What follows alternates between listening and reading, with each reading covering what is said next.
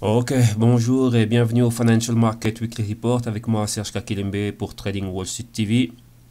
Et ben voilà, cette semaine-ci, on va revenir à une analyse beaucoup plus complète. C'est-à-dire qu'on s'est focalisé dans les 2 dernières semaines dans les analyses spéciales US, États-Unis d'Amérique pour avoir l'analyse type d'intérêt, type décision, décision de type d'intérêt, et maintenant on va faire le post décision type d'intérêt.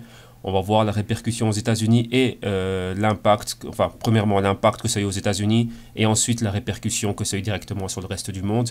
Mais avant tout, voilà, j'aimerais faire un peu quelques actualisations au niveau des services que j'offre. Donc vous savez très bien où me retrouver sur www.jctwim.com. Là vous allez avoir mon CV rapidement et ainsi de suite, voir ce que je fais. Et maintenant j'ai ramené un petit update parce que maintenant voilà, on arrive au printemps.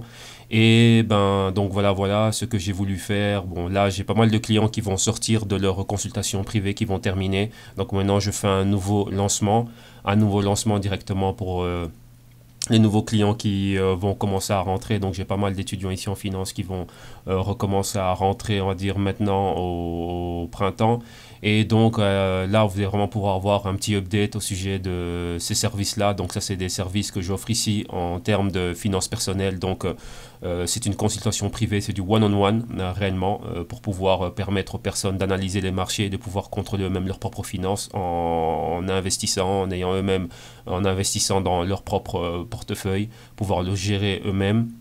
Et d'un autre côté aussi, d'autres personnes ont un portefeuille, mais ils veulent avoir une diversification, donc ils passent une partie de leur portefeuille.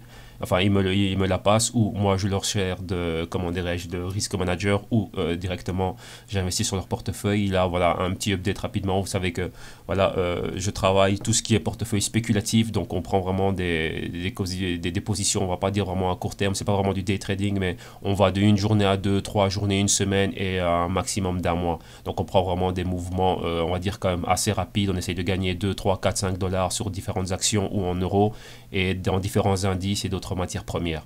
Mais là, on va vraiment revenir à ce qui nous intéresse ici. Et pour pouvoir accéder à cela, rapidement, tout ce qui est portefeuille, c'est ici. Ça, c'est le broker avec lequel je travaille, avec lequel je suis agent directement. HCF UK Ltd, sous le nom commercial de Iron FX. Broker, on va dire anglais, situé à la City, mais ici on a un bureau de représentation physique ici à Madrid. Mon propre magasin à moi en ligne, donc là vous le savez bien, moi je suis dans tout ce qui est vente de métaux précieux et aussi collectionneur de pièces de monnaie or et argent. Ici vous avez différentes choses, différentes pièces de monnaie euh, que vous pouvez acquérir. Et réellement la promo que je suis en train de faire maintenant, c'est Copper Trading Wall Street. C'est le service de consultation one-on-one qui était à ce prix là et maintenant il y a pratiquement à 50% dessus. C'est pour le lancement, on va dire le lancement du printemps. Et là, maintenant, là, c'est vraiment, la consultation va vraiment être basée sur, ça va être une consultation hebdomadaire, donc une fois la semaine, durant 4 heures, le week-end, en soirée, enfin, quand vous voulez, et c'est vraiment ça en ligne, et il n'y a pas de temps, c'est vraiment jusqu'à ce que vous puissiez passer par les 5 modules, avoir passé, on va dire, les tests au niveau d'exercice pratique, et puis directement arriver en compte réel, et voilà, être là, on va dire, travailler en symbiose avec moi. Là, vous avez les autres services qui sont le service Silver Trading, Gold Trading et Platinum Trading. Ça, c'est vraiment, c'est beaucoup plus pour les personnes résidant ici en Espagne, surtout à Madrid. Pourquoi? Parce que ça, c'est directement en salle de marché avec moi. Donc, c'est pour ça que c'est beaucoup plus cher. Parce que ça, c'est un mois intensif. On fait les 20 jours de trading, le client vient, on est dans une salle physique, on est assis, lui et moi, boum, on a les comptes de trading et on trade, on prend comment dirais-je, les positions directement live avec de l'argent réel.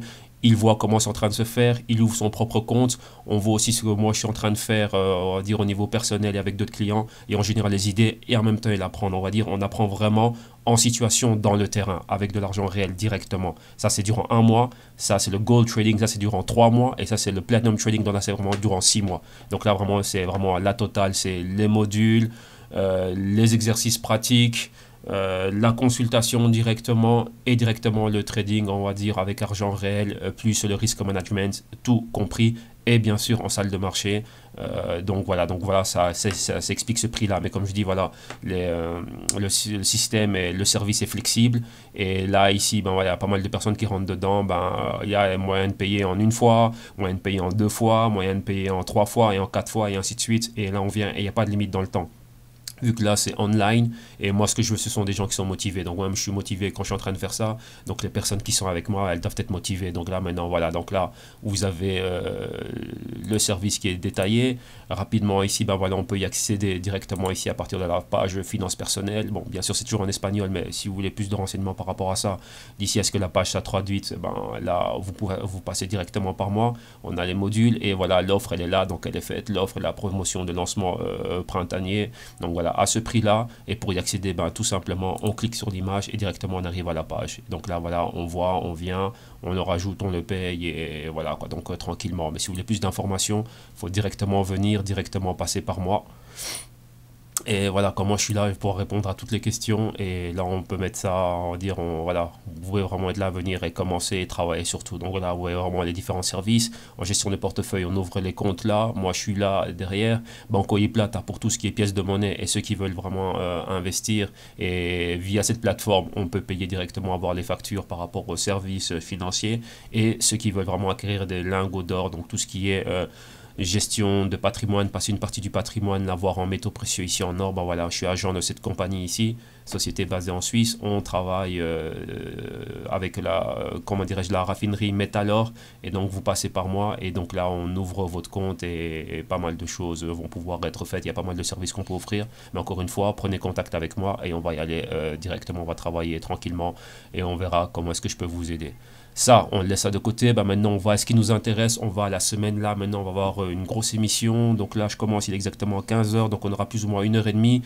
On va essayer un peu de speeder le tout. Donc en plus de l'émission, ben, c'est aussi une forme, on va dire, de formation et de cours gratos que je mets sur Internet, sur YouTube. Donc, bienvenue à tous ceux qui viennent de se connecter, ceux qui vont regarder cette vidéo. Et ben, bien sûr, ça va pouvoir vous aider, car je sais que ça va aider pas mal de personnes qui commencent, qui ne savent pas où aller. Donc, vous allez voir un peu le type d'analyse qu'on est en train de faire.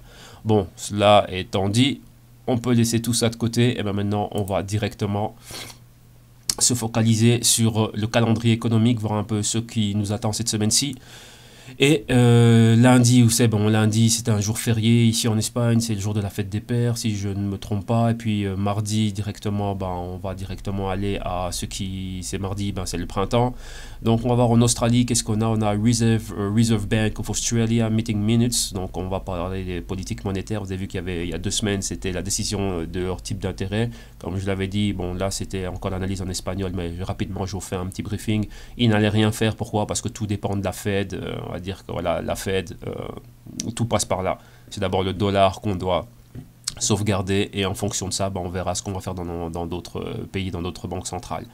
Numéro 2, on a à 10h30, on a une Great Britain, donc en Angleterre, on a l'inflation, donc le taux d'inflation year over year, donc annualisé, donc on va dire d'année en année, du mois de février.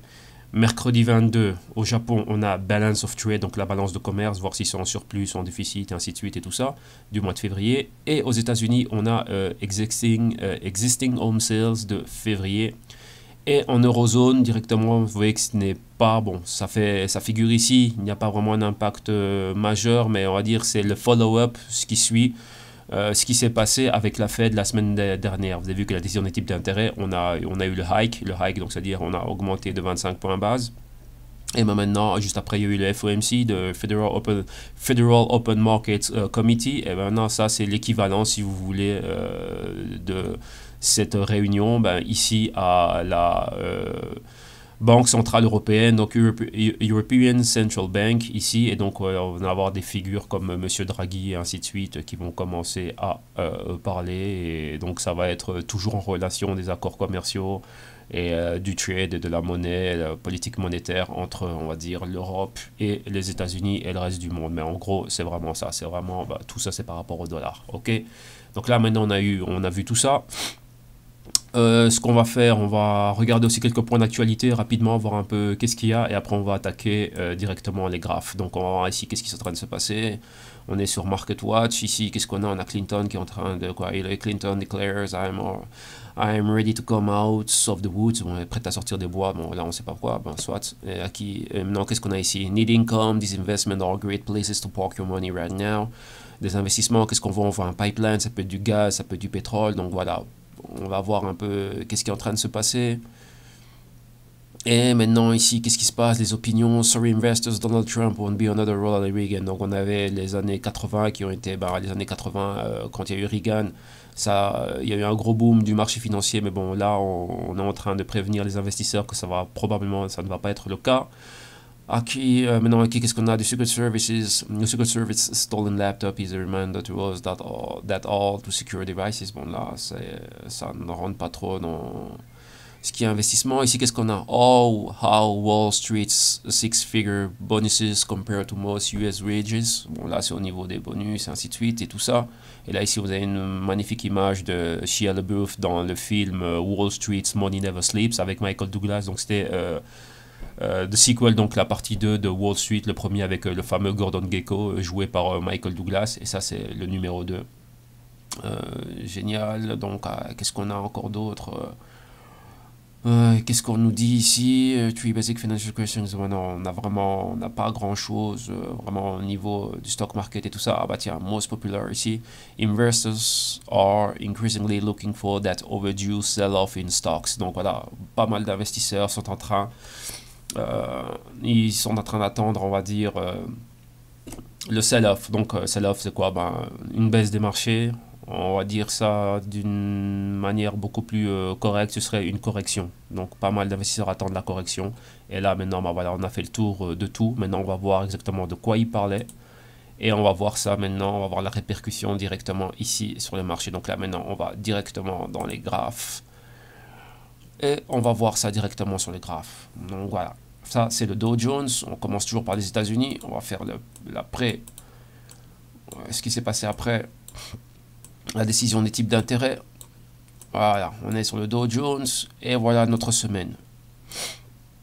La semaine est une semaine type d'indécision. Comme vous voyez, là c'est le suivi. C'est pour ça que je vous dis, je laisse toujours on va dire les indicateurs que je mets sur le graphique et les perspectives que j'ai, les probabilités d'opération, je laisse. Pourquoi? Comme ça on peut avoir un suivi de manière hebdomadaire, on peut réellement voir ce qui est en train de se passer, si on était dans le bon ou dans le mauvais. Si on est dans le mauvais, si on va dire les positions vont contre nous, on va voir comment est-ce qu'on gère ces situations. C'est ça le plus important. Lorsqu'on est un money manager, un gestionnaire de portefeuille, on gère les situations tant lorsqu'on a des bénéfices, et on gère les situations lorsqu'on n'est pas en bénéfice. Donc lorsqu'on est en perte, comment est-ce qu'on les gère.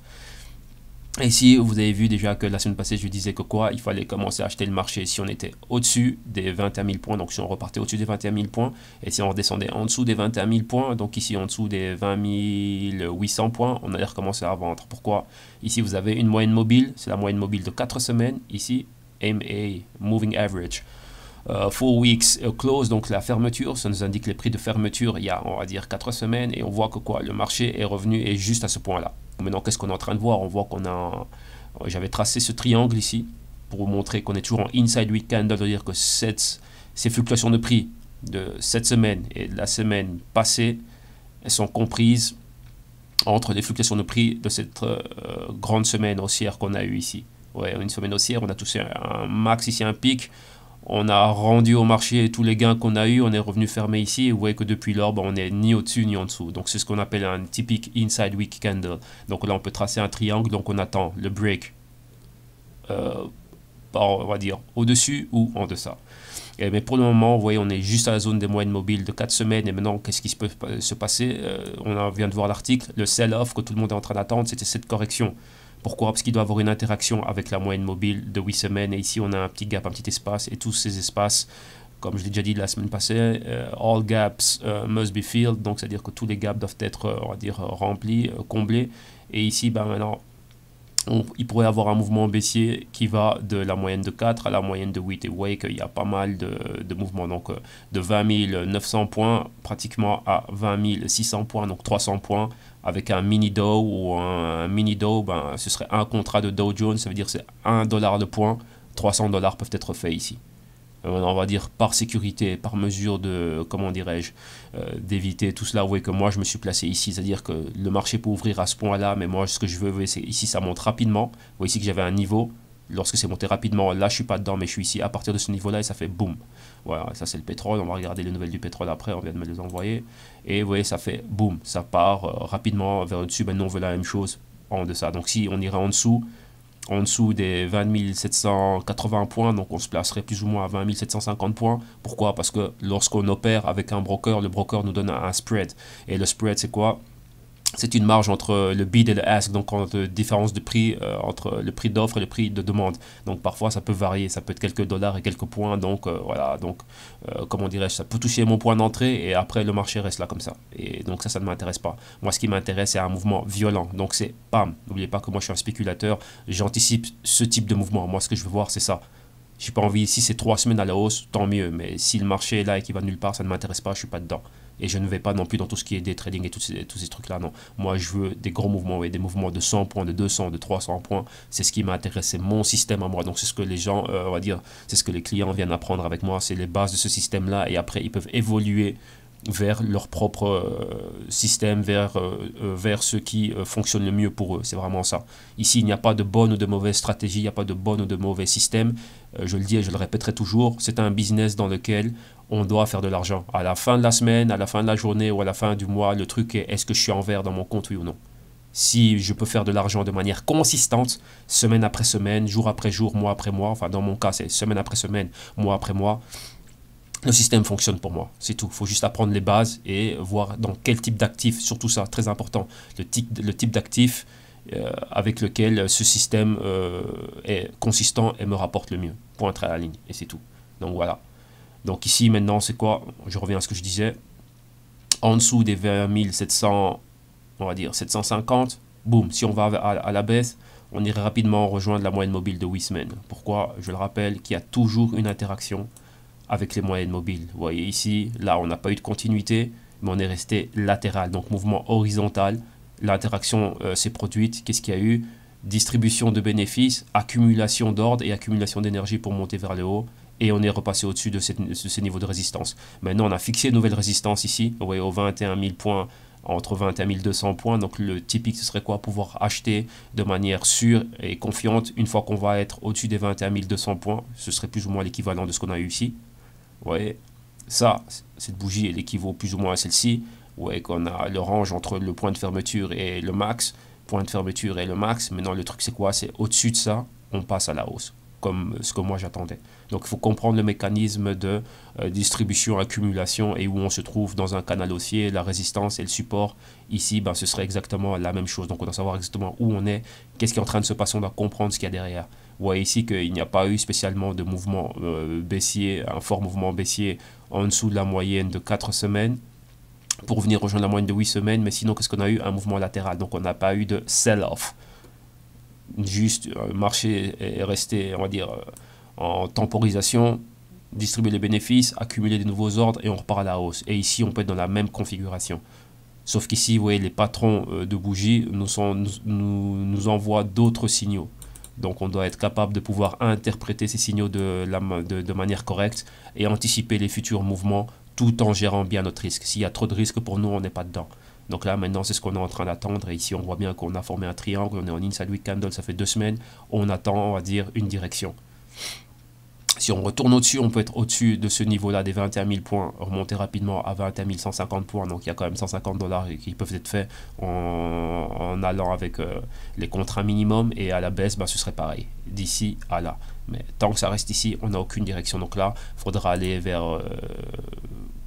là, on va dire, graphique de ce type-ci, journalier ou 4 heures ou quoi que ce soit. Ben là, chacun est libre de faire ce qu'il veut. Moi, je reste là parce que moi je veux des gros mouvements et mon système fonctionne bien pour moi là, point.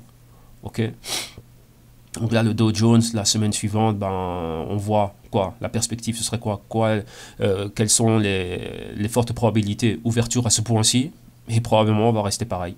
On est dans un range, vous voyez, de 20 800 on va dire à 21 000, donc 200 points. Pardon, on est dans un range de 200 $ assis, bouger, et on attend réellement qui est un mouvement puissant ou à la hausse ou à la baisse. C'est ce qu'on est réellement en train d'attendre pour le moment. Et ça, c'est l'après, comment dirais-je, l'après décision type d'intérêt. Maintenant, on va regarder l'ETF du Dow Jones, le Diamond. Et le Diamond, il est pareil, vous voyez que le Diamond, c'est quoi? C'est 1 centième du Dow Jones. Le Dow Jones, il a 21 000 points, vous le divisez par 100 et vous avez le Diamond. Donc le Diamond, c'est ça, c'est un ETF. Donc au niveau de terme de risque, si on va pas aller à 1 dollar le point avec des gros mouvements de 100 points, 200, 300 points, bon, on va vers le Diamond. Et le Diamond, comme c'est un ETF, je vous le répète, comme c'est un ETF, et ben voilà, ça, on opère dessus, ça se négocie comme si c'était une action. Ok. Et donc voilà, on a exactement la même configuration, sauf qu'ici on a une petite variante, c'est que la bougie est baissière, la semaine était baissière. Dans le Dow Jones, c'était une semaine haussière, ici c'était une semaine baissière. Et on vient juste de clôturer, où ça, comme vous le voyez ici, en dessous, juste au niveau de la moyenne mobile de 4 semaines. Donc c'est une continuité, ouverture ici la semaine prochaine, enfin la nouvelle, donc demain. Enfin, demain c'est férié, je ne sais pas si Wall Street va être ouvert, je pense que oui, parce que le jour férié c'est en Europe et pas aux États-Unis. Et on verrait quoi? On verrait ici une ouverture à ce niveau-ci. Et si ça continue à aller vers le bas, ben ici en dessous des 207 dollars, on irait rejoindre les 205 dollars. Donc il y a un mouvement potentiel de 2 dollars. Et en plus, on a le fameux gap ici. Donc, comme je dis, bien, on va mettre la continuité de cela. On va mettre ici mouvement parallèle.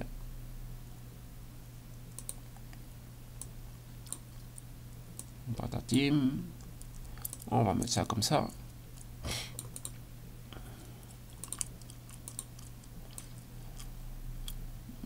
Ça, on va mettre ça là. Non, je veux...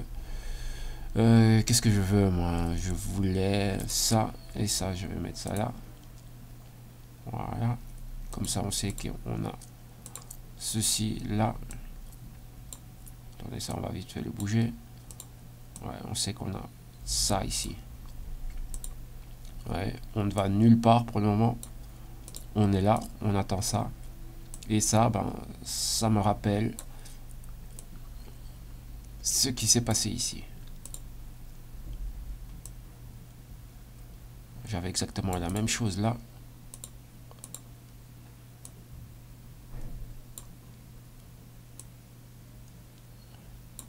Ouais, ici on avait exactement la même chose. Boum.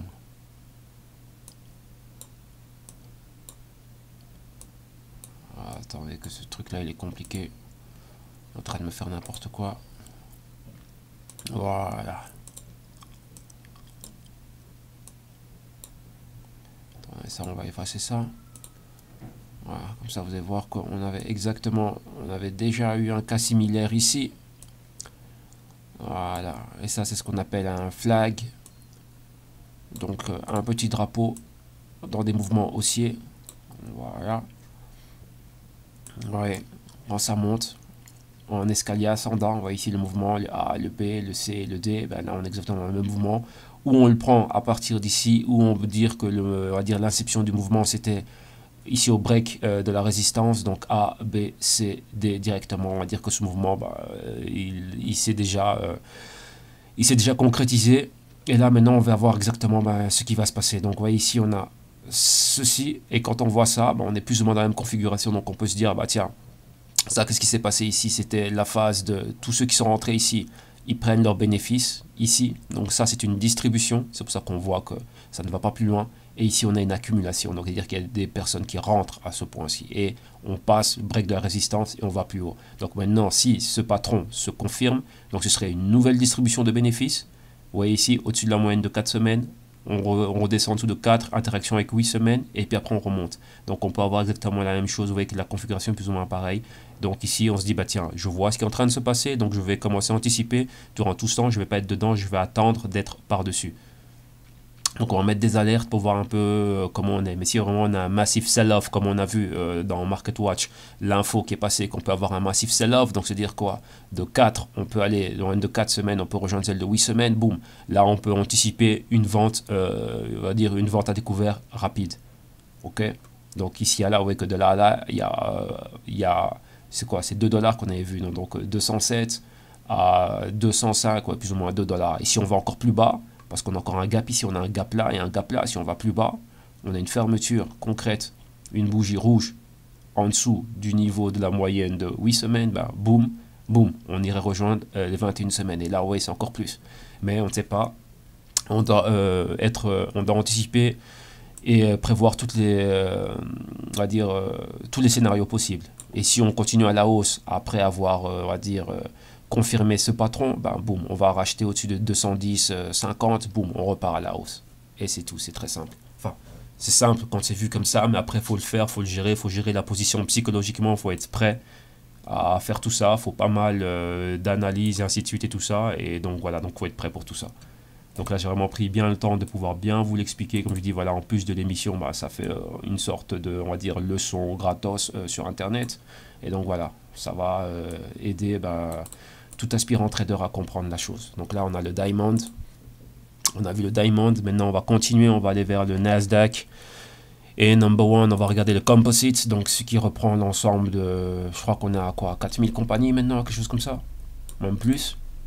Et le Nasdaq, vous voyez lui, le Nasdaq, comme j'en parlais avec les clients cette semaine-ci, le Nasdaq, lui, il a complètement ignoré la décision des types d'intérêt. Pourquoi? Vous voyez, on vient de voir que tous les autres indices étaient à l'affût de ce qui allait se passer. Donc, pas spécialement à l'affût, mais en attente d'une décision des types d'intérêt. On a vu que le Dow Jones a une décision et le Diamond en rouge. Mais le Nasdaq, regardez bien, le Nasdaq, lui, est en vert. Lui, il s'en fout. Principalement, les compagnies du Nasdaq sont des compagnies technologiques. On va le voir après dans le Sectors Map, donc le map, la carte des secteurs. Et on va voir exactement qu'est-ce qui s'est passé avec ces compagnies-là. Et là, comme vous pouvez le voir ici, le Nasdaq, boum, lui, il est haussier. Vous voyez qu'il avait rendu pas mal de points au marché. Maintenant, il est revenu à ses niveaux de 5900. Donc là maintenant, qu'est-ce qu'il y a? Qu'est-ce qu'on peut dire ici? Nasdaq, quoi? Nasdaq, lui, il a un target, comme le target que j'avais déjà pas mal de temps, c'était les 6000 points. Et ici, vous voyez clairement le canal que j'avais dessiné. Ouais, il y a un bout de temps, on voit ici le suivant, un peu plus bas. Ouais, attendez, on va se mettre dessus. Voilà, là on voit mieux. Bon, on va réduire la taille, juste le temps de voir ça. Le support, l'inception, ici, en support, résistance, support. Vous voyez que ça, on ne baisse pas. On va vraiment de manière horizontale. Ouais, la grosse distrib, une distrib, deux distrib, ouais, une distribution ici, deux distributions, accumulation, boum, et on repart. Et exactement le même scénario. On va de manière horizontale. On ne va plus à la baisse. On laisse les moyennes mobiles rejoindre le prix actuel et boum, on repart. Et là, depuis Trump, ben, vous avez bien vu que bam, bam, bam, bam, bam, c'est parti à la hausse. Et là, on continue encore à la hausse. Il y a des petits moments, on va dire, où on freine un peu. Et après, boum, les investisseurs repartent à la hausse. Et là, vous voyez qu'on est dans un de ces moments-là. Donc maintenant, on est au-dessus des moyennes mobiles de 4. Donc Nasdaq, on peut regarder les compagnies du Nasdaq qui continuent à racheter au-dessus de 5900 points. Pour être sûr, je me mettrai un peu plus au-dessus. 5925, 5930, boum, et repartir vers quoi? Vers les 6000 points directement. C'est ce qu'on a, les 6000 points, c'est ici. Ouais, là, c'est la route que va prendre le Nasdaq. Et entre-temps, bah, il peut se passer quelque chose. On peut avoir 1 ou 2 semaines baissières. Mais vous voyez que dans le long terme, la configuration du Nasdaq est haussière. Donc, on reste haussier dans le Nasdaq. On va regarder ça d'une manière très attentive. Et là, maintenant, on va aller vers le Nasdaq 100, Nasdaq 100. Et exactement, bon, on a exactement la même chose. Donc là, vous voyez que le Nasdaq, ça fait depuis 2014, il va à la hausse. Là, maintenant, on revient. Ici, vous voyez que le target que j'ai ici, c'est les 5600 points. Ici, on est à 5400 points, donc encore 200 points qu'on peut gagner. On avait un canal, il était à la hausse. On peut encore en dessiner un deuxième. Mais bon, ça, on va laisser ça de côté pour le moment. On va vraiment voir le price action. Le price action est un peu de technique, d'analyse technique vraiment rapide et on va dire pas très approfondie. Et donc, vous voyez qu'il y avait ce point ici. Ce haut là qu'il avait marqué à 5395 points et il est passé par dessus et maintenant on est exactement à 5425 points, donc il y a 30 points qui ont été gagnés à la hausse. Vous voyez qu'il est monté timidement mais il est là à la hausse et ça aussi, ça nous donne une espèce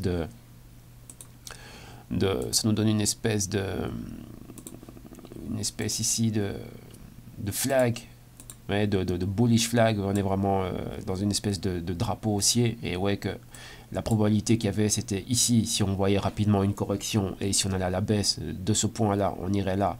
Et on n'a pas vu, mais là maintenant, je vais revoir mes ambitions à la baisse. Je vais dire que si on est en dessous de ce point-là, ce serait comme ça que ça se passerait. Mais si on continue à être au-dessus Donc maintenant, ça, je vais le prendre et le mettre là. Donc au-dessus des 5435 points, ben boum, on irait premièrement, je veux dire bien premièrement, 5500 points ici. On va mettre ça en doré. Là, ce serait le premier target et après on a les 5600 points. Ok, ça c'est vraiment le Nasdaq, ce qu'on est en train de voir dessus. Maintenant, on va voir l'ETF, les QQQ. Et QQQ, ben pareil, configuration haussière. On a eu déjà notre break au-dessus du même point. Comme je vous rappelle, les ETF, s'il y a trop de risques parce que les mouvements et les fluctuations de prix sont trop brusques et trop violentes, trop volatiles avec les indices, on a les ETF qui, ouais, c'est exactement, c'est la mimique, on va dire, du même graphique. Et ce sont des fonds qui sont créés sur lesquels on peut être là et investir directement et ça, on opère dessus et ça se négocie comme une action. Donc c'est très simple, il y a moins de risques. Voilà, ici par exemple, si je prends une action du QQQ, ben, c'est 1 dollar le point, tout simplement. Donc voilà, il y a moins de risques qu'aller à 30 dollars le point ou à 1 dollar le point sur une action. Sur un contrat du Nasdaq, que ce soit le Nasdaq 100 ou le Nasdaq Composite. Pourquoi? Parce que les fluctuations des prix sont beaucoup plus importantes. Donc si ça ne correspond pas à mon profil de risque d'avoir des grosses fluctuations de prix comme ça, ben là je peux réduire mon risque et comment dirais-je, trouver un actif avec lequel je suis beaucoup plus commode, qui est beaucoup plus commode pour moi. Ben, dans ce cas-ci, c'est l'ETF, le QQQ. Donc là, voilà, comme je dis, une action du QQQ, c'est 1 dollar le point. Et donc voilà quoi, donc 1 dollar de point, voilà, quand ça passe de 130 à 131, ben, si je suis en achat, j'aurais gagné 1 dollar dessus. Donc vous voyez que là c'est mieux et ça me permet de réduire le risque parce que là je peux l'adapter à mon capital, à mon profil en tant qu'investisseur, trader et ce que vous voulez. Ok, donc la chose est là. Ici, bon, rapidement, on reste toujours, on est toujours haussier, toujours au-dessus de la moyenne de 4 semaines. Vous voyez qu'on est monté, mais on a quand même cédé pas mal de points au marché. Donc là, on reste là. Toujours dans cette... non, pas de ligne horizontale, je veux pas une horizontale, je veux celle-ci. On a toujours cette espèce de bullish flag et on va voir si vraiment, si ça se confirme comme ceci. Voilà. Et là, on va voir exactement ce qui est en train de se passer. Vous voyez, ici, on avait aussi le même type. On avait un bullish flag, mais beaucoup plus grand. Ici, comme cela. Ouais, c'était vraiment la même chose. Là, comme ça, bam, ouais, était bien plus grand. Si je continue, vous voyez que j'arrive à ce niveau-là, si je prends les fermetures comme ça, de manière très grossière, je vais le dessiner, mais vous comprenez ce que je veux dire. Vous voyez ici, bam, j'avais ce flag, et boum, après on a continué. Et ici, on l'a, mais en bien plus petit, donc on peut... donc, vous voyez, le marché va continuer à monter, c'est sur un canal haussier. On a la résistance, le support, résistance, break de la résistance, boum, on monte. Et maintenant ici, si je retourne à ce que j'avais, on va revenir ici, on va réduire ça. Ben voilà, là vous avez vu et tout de suite compris qu'on est dans la même configuration, mais en bien plus petit. Et l'histoire c'est quoi? C'est d'arriver à reconnaître les différents patrons que l'on est en train de voir et savoir plus ou moins comment est-ce qu'on peut opérer là-dessus. Avec ici, on a pas mal de résistance, mais... la résistance elle est très forte, surtout au niveau des 132 dollars, donc on attend de passer au-dessus. Si on passe au-dessus, ben, on irait directement à 134 dollars et ainsi de suite. Et voilà, et ouais, comme vous voyez, on est toujours au-dessus de la moyenne mobile de 4 semaines, moyenne mobile de 8 ici.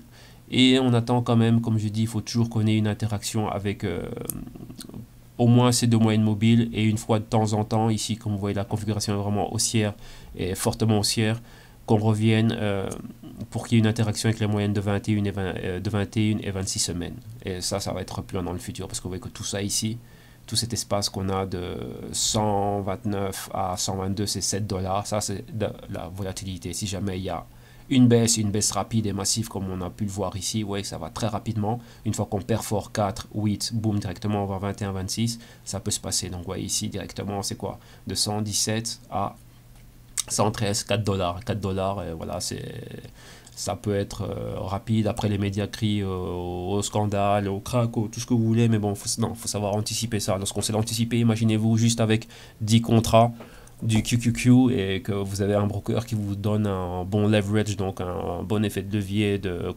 10 à 1. Donc, si vous prenez 10 rapidement pour vous le faire, pour que vous compreniez, avec un CFD, si j'ai envie d'opérer dessus, au States, si je suis au States et que j'opère dessus, je suis obligé d'opérer le marché, on va dire, je suis obligé d'opérer le spot. Si je vais au spot, donc c'est-à-dire au comptant, donc ce serait déposé 130 dollars. Mais avec un CFD, je dépose, quand j'ai du 10 à 1 de levier, c'est-à-dire que je dépose un dixième de la valeur de l'actif. Donc dans ce cas-ci, un dixième, donc 10% de 130, ça me fait 13 dollars. Donc je dépose 13 dollars. Si j'en veux 10, je fais ça fois 10, donc on va dire, pour le prix d'un, moi je peux opérer 10 actions là-dessus. Ok, donc si je dépose 130 dollars, je peux opérer 10 actions du QQQ. Donc là, ça me fait 10 dollars le point. 10 dollars le point, si ça baisse 4 dollars et que je suis dans la bonne direction, à la hausse ou à la baisse, on va dire dans ce cas-ci à la baisse, je rentre à 129 et je prends mes bénéfices à 122, donc 7 dollars avec 10 actions, j'ai 70 dollars de mouvement ici. Et j'en poste les 70 dollars. Mais au broker, je lui paye les commissions et les intérêts pour maintenir ce contrat ouvert. Donc le truc que moi je dois faire, c'est anticiper ce mouvement, savoir l'analyser, gérer mon risque et être dedans. Voilà, c'est juste ça le truc. Et donc là, c'est les avantages que nous, on a lorsqu'on est en train d'opérer ici en Europe avec des CFDs. Parce qu'aux États-Unis, ils n'ont pas de CFDs. Ils ont juste des CFDs, donc ils ont droit à avoir du levier que sur le Forex. Eux, ils doivent opérer le marché spot, donc c'est-à-dire qu'ils doivent payer comptant. Donc 130, s'ils voudraient opérer sur 10 actions du QQQ, ils devraient payer 1310 dollars. Ouais. Mais ici, non. Ici, moi, je dépose, pour en opérer sur 10, bah, je dépose la valeur de 1. Donc, c'est-à-dire que je dépose 130 dollars et j'ai le droit d'opérer, on va dire, 10 actions du QQQ. Donc, voilà. Et certains brokers me donnent encore plus. Il y a des brokers qui me donnent du 20 à 1, qui me donnent du 10 à 1, donc ça dépend. Mais la moyenne, c'est entre 10 et 20 à 1. Donc, déposer ou 10% ou 5% de la valeur de l'actif. Et donc voilà, imaginez-vous ici, je dois déposer 130 dollars et j'ai un compte de 5000 euros, ben, je peux parfaitement opérer là-dessus. Et si j'étais dans le bon, dans cette opération, on va dire 70 dollars, je ne les prends pas, mais imaginez-vous, je prends juste de 129 à 126, ben, je prends ces 3 dollars de mouvement, x 10, ça fait 30 dollars, ben voilà, j'aurais gagné 30 dollars, j'avais un compte de 5000, j'ai mes 30 dollars, si je passe ça en euros, donc j'ai quoi, 26 euros, je décompte les commissions, plus les intérêts, donc ça me fait au moins 4 ou 5 ou 6 euros, on va dire 6 euros, ben j'ai 20 euros qui ont été faits sur ce mouvement-là. Maintenant, imaginez-vous, vu que j'ai droit à avoir du levier et j'ai un portefeuille spéculatif avec pas mal d'actifs comme ça. Et imaginez-vous, j'ai 10 actifs dans ces tranches de prix et je gagne à 50%. Donc, ouais, c'est ça. Et lorsque je perds, ben, je réduis mes pertes. Je ne laisse pas on va dire que la perte touche mon stop loss. Donc moi, si j'ai une perte, on va dire de 3 dollars, une fois que je perds 1 dollar par action, je sors. Et lorsque je suis en train de gagner, ben, je vais vraiment, je vais vraiment toucher ma target, où je m'en rapproche un maximum, ou en plus j'accumule, donc c'est-à-dire j'augmente mon exposition. Bah là, c'est tout bénef. Et ça, c'est ce qu'on apprend à faire ben, voilà, avec moi directement. Ben, on le fait de manière constante et régulière. Et donc, voilà, il faut savoir comment on fait tout ça. Donc là, c'est vraiment pour la petite histoire. Comme ça, vous savez exactement c'est quoi. Ok, donc là, j'ai vraiment pris le temps d'expliquer pas mal de choses. Maintenant, on va speeder beaucoup plus parce qu'on a encore pas mal de choses à voir. Donc, on va dire que le côté leçon est passé. Maintenant, on va vraiment aller dans le côté analyse et perspective et probabilité. Ok, là, maintenant, on va dans le S&P. Et maintenant, on va regarder la carte des secteurs du S&P. Et voilà la carte des secteurs, comment c'est passé cette semaine-ci. Et on voyait bien que les grands gagnants, qui sont-ils? Encore une fois, ben, on a Consumer Confidence, Consumer Goods, pardon, les biens de consommation, Apple, tout ça. Vous voyez qu'ici c'est vachement vert. On a les services, vachement vert. Ici, qu'est-ce qu'on a? La technologie. Principalement le Nasdaq. Le Nasdaq est vraiment constitué d'entreprises technologiques. Et ici, tout ce qui est biotechnologie, tout ça, c'est Nasdaq. Mais vous voyez qu'il y a des gros gagnants ici. Il y a du rouge aussi, mais on va dire les grands titans, les big players sont dans le vert. Secteur financier, vous voyez que ça n'a pas trop été le secteur financier cette semaine-ci. Pas des grosses pertes, mais voilà. Ça n'a pas été trop en avant dû aux nouvelles qu'on avait. Le debt ceiling aux États-Unis, que Trump devait être là, revoir le budget, voir un peu la dette et ainsi de suite. Donc il y a pas mal de choses. Tout ça, ça a freiné pas mal de choses au niveau financier, banque centrale, ainsi de suite. On voit la répercussion ici. Et le reste des secteurs, on voit que Industrial Goods, ça a été bien, à part le big player General Electric ici. Healthcare, donc secteur de santé, on voit que à 70%, 80%, je dirais même dans le rouge. Et Basic Materials, après le massive hit qu'avait eu le pétrole, ben on voit que ça s'est récupéré. Donc notamment, moi j'avais une perte là-dessus. Pourquoi? Parce que j'étais en train j'anticipais une continuation du big sell-off qu'on a eu pour le cru, en dessous des 49, voire même 48 dollars. et j'avais une entrée à 47,50 si je me souviens bien, si 47,75, et pour aller beaucoup plus bas, ça a touché mon target et c'est resté là à ne rien faire. Donc comme je vous dis, il faut savoir gérer les mauvaises situations. Au lieu de rester dedans et que ce soit en train de me miner psychologiquement, je me suis dit, tu sais quoi, bah, je sors et je reviendrai plus tard. Si réellement on me renvoie au niveau du price action, si j'ai encore des signes d'une potentielle baisse, bah, je vais réanticiper on va dire cette nouvelle baisse là. Donc voilà, ça c'est le secteur. Et maintenant, on va vite faire regarder les ETF. On va voir un peu qu'est-ce qui s'est passé. Au niveau international, vous voyez directement que tout le reste du monde est monté. Tout était dans le vert. US, très mitigé. La montée, vous voyez le S&P, le Spiders, ETF de S&P, le Diamond, vous voyez que petite baisse, mais le QQQ à la hausse. Et qu'est-ce qu'on peut... Voilà, au niveau des secteurs, vous voyez les gros secteurs qui ont été touchés. Financier, santé, énergie, moitié-moitié on va dire, et le reste technologie, immobilier super bien, consumer cyclique, donc les biens de consommation cyclique bien, et le reste pas mal. Au niveau de la volatilité, VIX à la baisse, et on aurait dire c'est quoi le VIX, c'est une réponse pratiquement à ce qui est en train de se passer ici. Et normalement, ben, j'espérais voir un autre type de mouvement, mais bon, là on verra exactement ce qui va continuer à se passer. Les small caps, Russell 2000 et tout ça, ben là on voit que les small caps continuent à être, on va dire, quand même assez pas mal dans le vert. Donc bonne semaine, fixed income, donc là maintenant on a un mouvement un peu plus normal, c'est-à-dire que lorsque les marchés, la rente variable baisse, la rente fixe est en train de monter, et on voit aussi une nouvelle montée dans tout ce qui est or et les gold miners. Là c'est normal, le fonds US State Oil Fund revient à la hausse, et donc là bon voilà, donc là c'est un peu ce qu'on a pu voir au niveau du secteur énergétique et ainsi de suite, la remontée des prix du pétrole. Ben, on voit que le fonds il reste là. Le fonds reste là, il est revenu plus ou moins à la hausse. Ok, donc là c'est très rapide, et maintenant on va retourner au niveau des graphiques et on va continuer maintenant avec le S&P 500.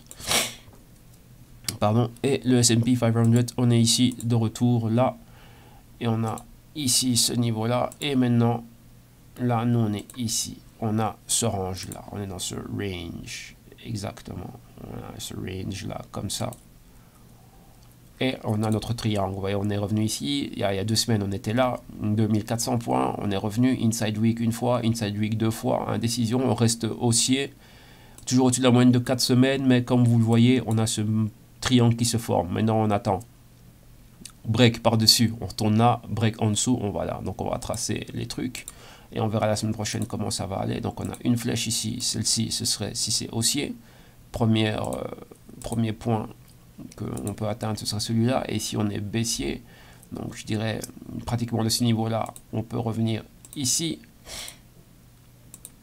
et si ça va encore plus loin, on aurait, on va dire, à ce niveau-là, pour aller comme ça, ouais, ça on va dire c'est très excessif, on va dire plus ou moins ici quand même au niveau de l'ancienne résistance pour que ce soit devenu un support.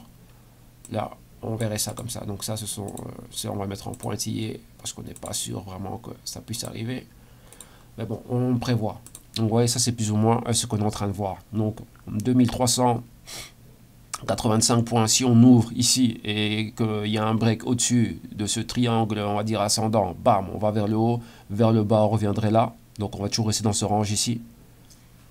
Et puis après, on va voir exactement ce qui peut se passer. Et on a encore ça, ce point-là. Oh non, c'est pas ça que je voulais mettre. C'est ceci. Voilà. Là, comme ça. Donc on a encore tout ça qu'on peut... on peut être là et, comment dirais-je, voir pas mal de mouvements dans ces zones-là. Donc ça, ce sont des zones critiques. Mais là, ici, on a une petite formation. On commence à voir ce qui est un tweezer top. Un tweezer top, c'est quoi? Lorsqu'on a des longues mèches. Vous voyez, celle-ci n'est pas assez longue, mais vous voyez qu'on tend déjà vers le bas. Si on commence déjà à tendre vers le bas, on peut déjà commencer à voir ceci. Voilà. Vous voyez, là. Et là, comme ça, donc si on commence à voir ceci, et que ça devient une résistance et qu'elle tend vers le bas, les moyennes mobiles peuvent arriver, peuvent rejoindre le prix à cette zone-ci, et puis après directement on peut voir ce mouvement-là. Donc là, Dixit, l'article qu'on avait vu au début sur MarketWatch qui parlait d'un possible sell-off, donc de cette fameuse correction tant attendue par les investisseurs, et ça peut être ce point-ci. Donc ça peut être un gros point de distribution ici. Donc attention, attention, on prend nos précautions. On continue, on va vers le Spiders. On l'a vu sur le Sectors Map. Maintenant, on va continuer à le voir. Maintenant, on va voir son Price Action ici. Et maintenant, le Spiders, qu'est-ce qu'il nous dit, lui, l'ETF? Ouais, que l'ETF, on est en dessous de la moyenne. Et l'ETF, qu'est-ce qu'il nous dit, lui? Lui, il nous dit autre chose. Lui, il est déjà en semaine baissière. Et on a exactement la même chose qui se passe ici. Maintenant, lui, il a fermé déjà en dessous de la moyenne de 4 semaines. Donc lui est déjà baissier à ce niveau-ci. Il est baissier, mais il est remonté, il est là et on reste en inside week candle. Donc c'est-à-dire qu'on n'a toujours pas de direction. Ça c'est juste au niveau de la semaine, ce qu'on a vu. Et maintenant, bah voilà, on est en train d'attendre pas mal de choses, une continuité à ces différents mouvements et ne pas oublier aussi qu'on avait le gap un peu plus bas. Si on prend les bougies, voilà ce que nous montrent les bougies, et vous voyez qu'on a ce triangle qui est en train de se former, donc ce sera ça. Au-dessus, si on passe au-dessus, on passe au-dessus de ça, donc on retournerait au 240, et en dessous, il y a le break, vu qu'on est déjà en dessous de la moyenne de 4 semaines, le break nous ramènerait directement ici. Bam, comme ça. Pour venir rejoindre ici la moyenne de 8 semaines directement. Et là, comme vous le savez déjà, vous avez déjà entendu pas mal de fois avec moi, si on est en dessous de la moyenne de 8 semaines, on a une fermeture avec une bougie de ce type, bam, on irait là. Pas oublier qu'on a un gap, deux gaps. Ok. Donc là, on va voir exactement ce qui va se passer. Ça, c'est la prédécision type d'intérêt. On va voir qu'est-ce que Wall Street, comment est-ce que tout ça va réagir. On attend déjà une ouverture dans cette zone-là. Donc, moyenne mobile de 4. Et maintenant, ici, tout peut se passer. En bas, comme vers le haut. Donc, maintenant, les ordres, ce serait ici, au-dessus des 238, on dirait quoi, 238,50. Boum, on remonte à 240. Donc, 1,50$ à gagner. Et si on est vraiment en bas, vous voyez qu'ici, ça me plaît pas trop, moi, ce type de mèche. Parce que là, c'est compliqué.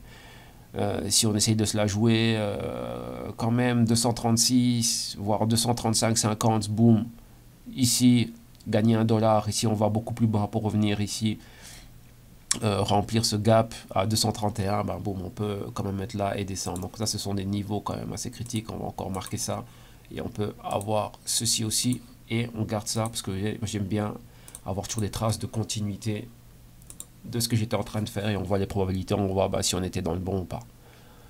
Ok, là maintenant on a fini avec ça. Maintenant on va aller voir le Russell 2000. Donc on a vu dans le secteur les mid caps et les small caps, on a vu qu'ils étaient super dans le vert, mais comme on voit, on est toujours dans ce mouvement horizontal, on est toujours dans ce range là ici, un range de quoi, de 1341 points à 1419, donc ça nous fait 80 points. On est en train de monter, descendre, et vous voyez que là maintenant, là si on monte, on est revenu au-dessus des moyennes de 4 et de 8 qui sont vraiment en convergence toutes les deux. On monte, on retournerait vers les 1420, donc réellement on attend vraiment que ça pousse vraiment beaucoup plus haut. Vous voyez on s'est rapproché des moyennes de 21 et de 26 semaines, et vous voyez qu'ici la tendance elle est vraiment là, vraiment haussière. Si je prends ça et que ça je le mets comme ça, voilà. Ouais, on reste vraiment haussier à très long terme. Là, on est toujours dans cette configuration là. Et voilà comment est-ce qu'on va. On va vraiment aller à la hausse ici. Et voilà j'attendais ici confirmation et qu'on aille beaucoup plus bas parce qu'on était vraiment déjà en dessous de la moyenne de 8 semaines, mais vous voyez que c'est pas arrivé. Et qu'est-ce qui s'est passé? Le prix est resté horizontal et la moyenne de 21, les moyennes de 21 et 26 semaines ont rejoint le prix. Donc il y a eu une interaction ici, très brève, interaction légère même. Ici, on s'est rapproché plus ou moins de ce prix-là. Vous voyez qu'on est revenu à ces niveaux ici, plus ou moins au niveau où le prix est en train de baisser, là, ici, où le prix a fermé. À ces niveaux-là, on est revenu dessus, et vous voyez, on est pratiquement sur les moyennes de 21 et 26 semaines. Parfois, pour le marché, c'est assez pour lui, et on est reparti. Et rendez-vous compte aussi qu'on n'a jamais eu une fermeture. On est jamais resté très longtemps en dessous des 50% de cette bougie ici, de cette grande bougie là. On est là, c'est ce qu'on appelle un flag, donc un drapeau. On est toujours dans la partie supérieure de la bougie, donc ça nous maintient dans une configuration haussière, toujours.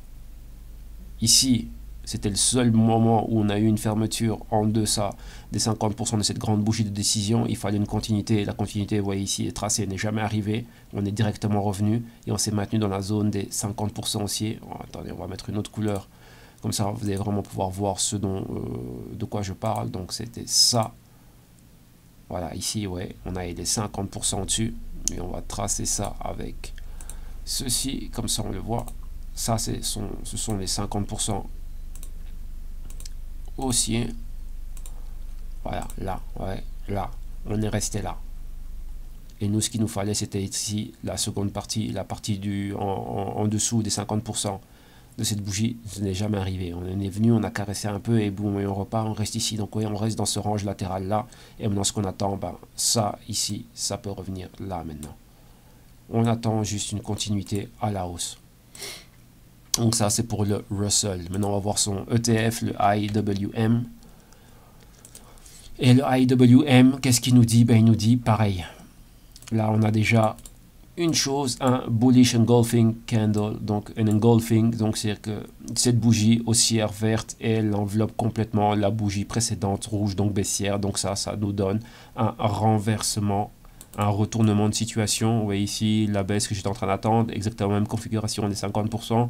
Et non, engulfing, vous voyez, gap baissier, on a rempli le gap. Ouais, quand je vous parlais de gap, ouais, vous avez le cas, un gap baissier, donc la fermeture, ouverture la semaine d'après, ouais, un espace, descendu plus bas, la semaine d'après, un nouveau gap, et ici on est revenu remplir ce gap. Donc comme vous voyez dans le S&P et dans d'autres actifs qu'on a eu des gaps, comme ici c'était le cas où on a eu un gap haussier, on est revenu le remplir. Bah, dans on va dire les autres S&P, Dow Jones et ainsi de suite, on a certains gaps aussi qui devraient être remplis, comme ici on en avait encore un. Vous voyez que là maintenant ça a été rempli avec quoi? Avec on a eu des points de cotisation dans cet espace ici qui était vide. Ouais, parce que les bougies ne remplissent pas, il faut que ça doit être rempli par le corps de la bougie et non par la mèche. Et là ici ça a été rempli, ces espaces vides ont été remplis avec le corps de la bougie. Et là maintenant on peut avoir cette fameuse continuité, donc on va dire ici, boum, retourner à la hausse. Ok, donc là maintenant, ben, si on a une hausse, ben, ça ce serait juste comme un flag, donc un bullish flag, donc un drapeau haussier, ici au-dessus des 50% de cette grande bougie de décision. Pardon, ici cette grande bougie de décision verte. Ici on repartirait au-dessus des 138, 139 $, donc on va dire ici, on retournerait à la hausse à partir de ce point. Qu'est-ce qui se passe ici? Voilà, c'est ça que je voulais voir. Voilà, ici on repartirait à la hausse, bam, et on retournerait encore bien plus haut. Voilà, voilà, voilà. Donc ça, c'était pour des indices. Maintenant, on va aller en rente fixe. On va regarder les bons. On va commencer par le T-Notes. Ah oui, chose très intéressante que je voulais regarder, c'était le bond yield. Ça, premièrement, c'est le tradable, donc ça c'est le CFD. Le CFD, vous voyez ici, baissier, on a baissé, on est revenu ici, on a essayé de remonter, on est reparti à la baisse, pam pam, on est revenu ici, marqué plus ou moins, se rapprocher de ce support ici que j'avais ici en rouge, des 122, 123, directement, engulfing bullish, on repart à la hausse, on fermeture juste en dessous des moyennes mobiles ici de 4 et de 8 semaines, et maintenant qu'est-ce qui peut se passer? Bah, je vais qu'à prendre ceci. Ce qui peut se passer maintenant, c'est ça. Dans un premier temps, ce serait revenir là. Pourquoi? Parce qu'ici, maintenant, on va avoir les moyennes mobiles de 21 et 26 semaines qui vont se rapprocher. Et dire qu'ici, ça va être un point, ouais, ici, beaucoup plus facile à percer. Donc si on perce ici les 21, moyenne mobile de 21 et 26 semaines, boum, on remonterait vers les 126, 126, on peut remonter ici au 127 et 127 à 129. Donc on peut être dans une configuration haussière. Donc là maintenant on va voir exactement ce qui est en train de se passer. Maintenant, comme vous voyez, si ici on a le bon qui est en train de monter, qu'est-ce que ça signifie? Ça signifie que d'un autre côté, la courbe de rendement a été baissière. Si le bon monte en prix, la courbe de rendement doit être baissière et on va confirmer ça tout de suite, on va le voir. Attendez, moi, ici, ça me fait toujours le même truc. Voilà, c'est ça, bond yield.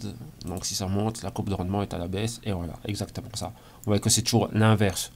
Le CFD est à l'inverse de la courbe de rendement. La courbe de rendement, le rendement du bon est à 2,6%. Il s'en est rapproché. On a 2,6% ici comme résistance. Et maintenant, le bon, il est en train de rebaisser. Et on a ici, on a ce range ici. On est dans un range de 0,3%.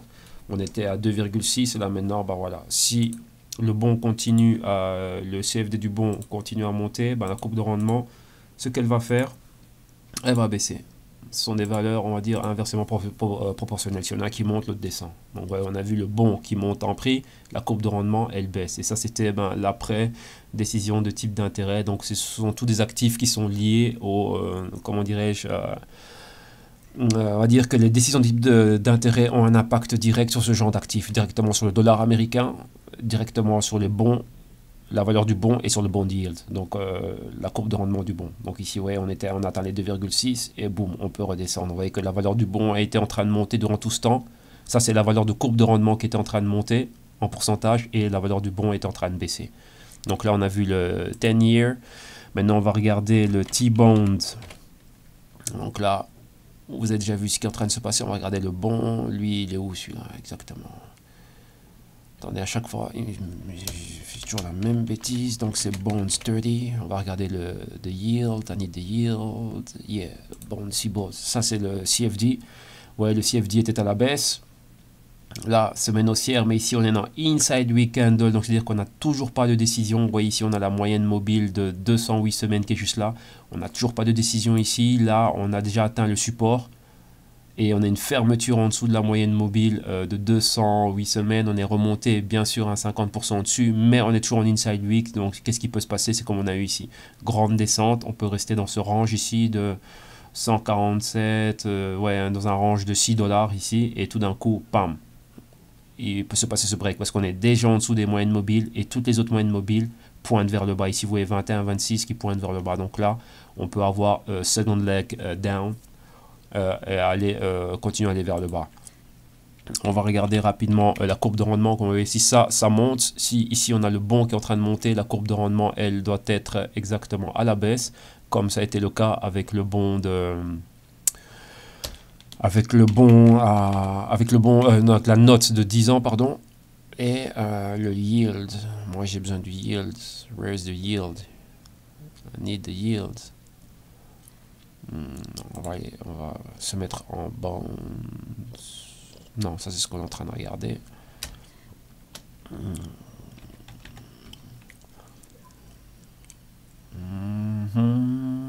30-year bonds, yields. Aïe, aïe.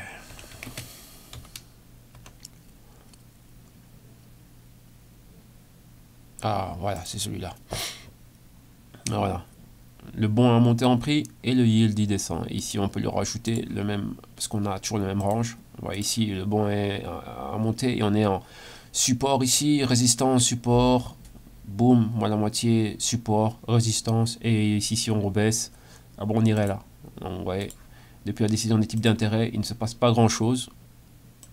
Et on reste toujours pareil. Donc on a atteint les 3,2 et on est en train de baisser. Donc voilà, ça c'est ce qui se passe pour le moment. Et si on continue à baisser, donc si le bon continue à monter, si on voit que le bon était en zone de support, si le bon à 30 ans va beaucoup plus bas, ben on va voir le yield qui va juste remonter. Parce que pour le moment, on est toujours en inside week candle. Mais ici, on a un patron de rejet. Donc si on... patron de rejet, si on voit que la courbe de rendement redescend, si le bond yield baisse et va en direction des 3%, bah on verrait le prix du bon continuer à monter et aller vers les moyennes de 21 et 26 semaines. Comme c'est le cas ici, ouais, 21 et 26 semaines. Ici, ils sont en train de jouer le rôle de support. Dans l'autre, on va dire le prix du bon, le CFD, ils jouent le rôle de résistance. Ok. Et là maintenant on va terminer par le DXY US Dollar Index. Ah oui pardon, je dois revenir ici. US Dollar Index, et le voilà, et US Dollar Index, ici vous voyez, vous avez la continuité de ce que de ce que j'étais en train d'attendre. Moi j'attendais une hausse due à la décision des types d'intérêt. On va voir qu'est-ce qui s'est passé. Vous voyez ici, on avait ceci. Vous voyez qu'il y avait deux directions. J'avais cette direction numéro 1 et numéro 2. Mais là, maintenant, je suis en train de voir un patron qui est en train de se dessiner ici. Vous voyez, quand c'est monté, ça, c'était des rejets des 103,50, voire 104 points ou dollars, comme vous voulez. Et là, maintenant, bah, on redescend. Donc ici, qu'est-ce que ça peut être? On peut être face à un A, B, C, D descendant, un nouveau canal baissier. Ici, vous voyez comment mon point d'entrée, c'était ici au 102,50. Si on remontait violemment et qu'on passait au-dessus des 102,50, de là, ce serait remonté vers les 104. Ça ne s'est pas passé. Donc, si mon opération n'est pas dedans, je garde mon argent. Je n'ai rien gagné ni rien perdu. Tant mieux. J'ai anticipé le mouvement. Maintenant, ici, vu que j'ai ceci, qu'est-ce que je peux faire maintenant? Maintenant, je peux commencer à anticiper une baisse. Pourquoi? Parce que je suis en dessous de 4, de 8 et de 21. J'ai atteint les 26 semaines. Donc, on est à 100 dollars. Si maintenant on voit le dollar américain baisser, donc ce serait une baisse en dessous des 100 points. Donc, ça irait de 100 points et ça irait rejoindre autre chose. Maintenant, je m'explique. J'explique ce que j'étais en train de dire. Vous voyez ici que j'avais déjà des lignes rouges qui étaient déjà tracées pour avoir un A, B, C, D. Mon target était les 98 points. Donc ceci, alors maintenant, ce serait voir ce mouvement-là. Voilà le mouvement que je suis en train d'espérer maintenant. Et maintenant, vu que le mouvement à la hausse ne s'est pas passé, je vais juste faire une chose. Je vais éliminer ceci et on va faire une nouvelle probabilité. Voir un peu. On va mettre short position, donc une vente à découvert, une position baissière. On va placer l'ordre. On va dire que si on est en dessous de 100, on va avoir ceci. On irait de 100 pour venir à 98 et avec un stop maximal là. Donc mon ordre serait placé pour pouvoir rentrer dans le marché à 100 points. Et si on continue à la baisse, donc si le marché ouvre ici et qu'il continue à baisser, il irait rejoindre, vu qu'il est déjà en dessous de, en perforant la moyenne de 26 semaines, il sera en dessous de tout. Et il irait rejoindre les 98 avec un stop maximal au-dessus de cette bougie ici à, on va dire, 102 dollars. Et avec une alerte que je placerai ici, au cas où la position va contre moi, à la moitié de cette bougie. Donc à 185, même je dirais même à 150, on va dire, on va la placer ici. À 185, il y aurait une alerte. Et si j'arrive à ce niveau-ci, donc vous voyez ici, à cette mèche-là, plus ou moins, qui est, ce serait mon premier support, donc mon premier point de prise de bénéfice à quoi, 99 dollars, ben boum, je prends les bénéfices, on va dire, je me donne 1 dollar. Mais je place aussi des ordres, ça c'est 50% contre moi, je sors définitivement, 25% contre moi, je commence à réduire mon risque, 25% en ma faveur, je prends des bénéfices, 50% en ma faveur, je prends des bénéfices, mon stop passerait de ce point-ci à ce point-là, et là ce serait ma target maximale. Donc on va essayer de rentrer avec une position quand même assez bien, mais on va dire là c'est fin du mois, donc on va aller très doucement, donc on va pas venir avec une super grosse exposition. Et maintenant vous allez comprendre un peu le principe du ABCD, on va le tracer ici, ABCD pattern, voilà, on est là, donc ce serait A là, B, le C, et aller chercher le D ici. Voilà, ouais. Et ce serait exactement comme ça que ça se passerait. Donc ce serait A, B, C, D. Là, c'est un peu comme le Fibonacci. Vous voyez que là, quand ça descend, l'inception du mouvement, les 100% du mouvement, un retracement, donc correction, ça revient là. Et lorsque ça revient là, la projection, c'est ce qui est entre A et B, on reprend. C et D, c'est la même chose qu'A et B. Donc on va dire c'est le même mouvement. Donc là, maintenant, vous voyez, ici, moi, j'anticipais une continuité à la hausse. Donc que ça revienne ici en résistance et qu'on passe au-dessus des 101. Pas des 100, des 103, ça ne s'est pas passé. Le marché me donnait déjà des signes ici en laissant des longues mèches au-dessus de mes bougies qui voulaient redescendre. Il vient de le confirmer. Et maintenant, on a besoin d'une continuation. Donc, revenir premièrement à ce niveau-ci. Et de là, continuer à baisser. Mais moi, je vais anticiper ça. Vous voyez, là, ici, mon entrée est juste là où il y a la moyenne de 26 semaines. Donc, si réellement le marché ouvre et qu'il va violemment vers le bas, ou comme ceci, on va être dedans. Mais, qu'est-ce qui peut se passer? Qu'on ait des bougies de ce type-là. Vous voyez que si j'ai une bougie de ce type-là avec une longue mèche, moi, je suis ici, je rentre là, une longue mèche comme celle-ci peut toucher mon stop et je suis out. Mais ça ne veut pas dire que mon trade était mauvais. Non, mon trade était bon, c'est une question de timing. Donc là, il faut savoir comment gérer ce genre de position parce que ça peut se passer. Vous voyez qu'ici, ça s'est passé. Et j'avais déjà une position à ce moment-là parce que j'étais en dessous de la moyenne de 4. Je voulais vers la moyenne de 8. Donc le mieux, ça aurait été d'attendre laisser passer ceci et d'avoir le point de convergence entre 4 et 8 lorsque 4 passe en dessous de 8. Et ici, si on s'en rend compte, j'espère qu'on va pouvoir le voir clairement, 4 est déjà revenu ici. 4 est déjà sur le point en course pour aller redescendre vers la moyenne de 8 semaines. Il y a déjà eu un premier point de convergence, il va en avoir un second ici, tout justement aux 100 $ et après ça, on va continuer à descendre. Donc là, ce serait la probabilité qu'on aurait pour cette opération.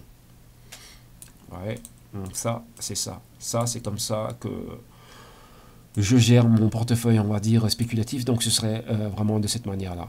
Ouais. Et là, maintenant, que le marché va dans une autre direction, parce qu'au début c'était A, B, C, D, on allait en montant, et ça c'était probablement un grand A, B, C, et aller chercher un D plus haut. Maintenant pour le moment on est dans une configuration baissière, on va en A, B, C, et on irait chercher un D. Donc on reviendrait ici dans cette zone de point pivot ici, pour pouvoir toucher, on était déjà à ce niveau-là. Premièrement, ce niveau ici, des 99, là, résistance, c'est un support maintenant, et ici, résistance, ça a déjà été un support, ça peut être une deuxième fois un nouveau support. Donc là, on va vraiment voir ce qui va se passer et on va anticiper ces mouvements-là. Si ça se passe bien, tant mieux. Mais comme vous voyez ici, si je suis en train de vendre quelque chose, moi je cherche le parfait hedge. Donc, the perfect hedging, ce serait quoi? De pouvoir acheter un autre actif. Et là, voilà, vous avez vu Nasdaq qui me donnait pas mal qui a une perspective haussière et là-dedans, il peut y avoir pas mal de probabilités. Donc là, ce sera regarder quel type de compagnie dans lesquels je pourrais aller, donc Facebook, Apple ou quoi que ce soit, qu'on a eu une grosse nouvelle aussi au sujet de Apple. Apple va lancer le iPhone 8, je crois qu'en avril, donc ça peut être un bon catalyste pour une hausse au niveau de Apple, consolidation du prix à 140 $ et aller au-delà. Mais ça, voilà, là c'est de l'information, de l'intelligence que je donne au niveau interne, donc c'est uniquement pour ceux qui sont en consultation privée avec moi. Ici, pour vous, pour Internet, on prend les gros points, les gros indices et tout ça. Donc là, on va pas de manière trop poussée. Donc là, on a fini avec les States, les États-Unis. Maintenant, on va regarder le reste du monde. On va vraiment voir un peu qu'est-ce qui se passe réellement dans le reste du monde. Et on va rapidement, avant d'attaquer les commodités, on va regarder dans Trading Economics, on va regarder ici le reste des stock markets. On va regarder qu'est-ce qui s'était passé dans le reste du monde. Donc on a vu que le Dow Jones à 20 900 points, le S&P, Nasdaq 100, Nikkei, Japon, on est à 19 520 points. Ça c'est les dernières sessions. Vendredi, mais au niveau, on va dire, on va essayer de regarder qu'est-ce qui s'est passé au niveau de la semaine. La semaine, ce serait celui-ci. En Europe, le FTSE a eu une bonne semaine. Que tout le reste du monde a eu une bonne semaine. Le monde entier a une bonne semaine. Donc l'impact a été bon. Et en Europe, la semaine a été verte, tous les indices étaient vers le haut, la Suisse, tout ça, vers le haut, tout le monde vers le haut, une bonne semaine. Maintenant, en Amérique, la semaine a été verte en grande partie. Quelques pays d'Amérique latine. En Asie, Nikkei, semaine rouge, mais le reste, la Chine, Shanghai, Shanghai Composite a eu une très bonne semaine, une semaine haussière. Dernière session rouge, mais la semaine a été haussière, près d'1%. L'Inde haussier, Corée, tout ça haussier, Abu Dhabi, tout ça haussier, Arabie Saoudite, tout ça, Tel Aviv, Hang Seng, c'est Hong Kong haussier. Voilà, tous ces pays-là, tout ça haussier. L'Australie, une semaine haussière. On voit en Afrique, semaine haussière, sauf ici. Ça c'est le Kenya, sauf pour le Kenya qui n'a pas eu une bonne semaine. Ici, ça c'est quel pays? La Tanzanie. Et Tanzanie n'a pas eu une très bonne semaine, mais le reste de l'Afrique, tout ça, ça a été haussier. Donc là, on voit que ça a été parfait dans le reste des indices au niveau mondial. Et maintenant, on va regarder rapidement on va faire quelques indices ici au niveau européen. Donc on va regarder quelques pays. On va commencer par le FTSE anglais. Donc c'est le UK 100, le FTSE. On va voir un peu qu'est-ce qui s'est passé avec le FTSE. Le FTSE, comme on l'avait vu, c'est un indice aussi qui est revenu en haut historique depuis Trump. Bam, gros gain. FTSE est à 7300 points. On a touché les 7400. Et on est vraiment, vous voyez ici le canal haussier que j'avais déjà analysé, ça fait déjà un bon bout de temps. Et comme je dis, l'analyse était en anglais et en espagnol, mais vous voyez ici, on a le support, résistance, support, résistance, support, résistance, et boum, là maintenant on remonte. Vous voyez, on a eu ici la distribution, l'accumulation, on avait les 7330 points, boum, on est au-dessus. Donc maintenant, FTSE, on va continuer à aller vers le haut. Donc, vous voyez, je vais vendre le dollar américain. Qu'est-ce que je peux faire maintenant? Continuer à acheter des entreprises du FTSE. Et qu'est-ce qui m'intéresse beaucoup dans le FTSE? C'est le secteur bancaire et des compagnies comme Vodafone, c'est une compagnie que j'aime bien, Barclays, toutes ces banques-là et ainsi de suite. Et secteur de d'autres en financials comme Aviva, Prudential, oui, tous ces trucs-là, ce sont des entreprises qui m'intéressent. Donc là, ce serait vraiment se mettre dedans. Dans les matières premières aussi, ils ont des trucs pas mal comme Glencore et tous ces trucs-là. Donc là, Rolls-Royce et ainsi de suite, ce sont pas mal de trucs que j'ai en portefeuille. Donc là, spéculer là-dessus à la hausse. Donc avec les FTSE dans une configuration haussière, comme j'avais déjà analysé, ça fait déjà un bon mois, au-dessus des 7300 points. Le but est de retourner en résistance de canal haussier. Donc FTSE 7600 points. Ok. On va regarder rapidement le FTSE, on va regarder le Gilt. Le Gilt, c'est son bon. Donc, c'est le bon souverain.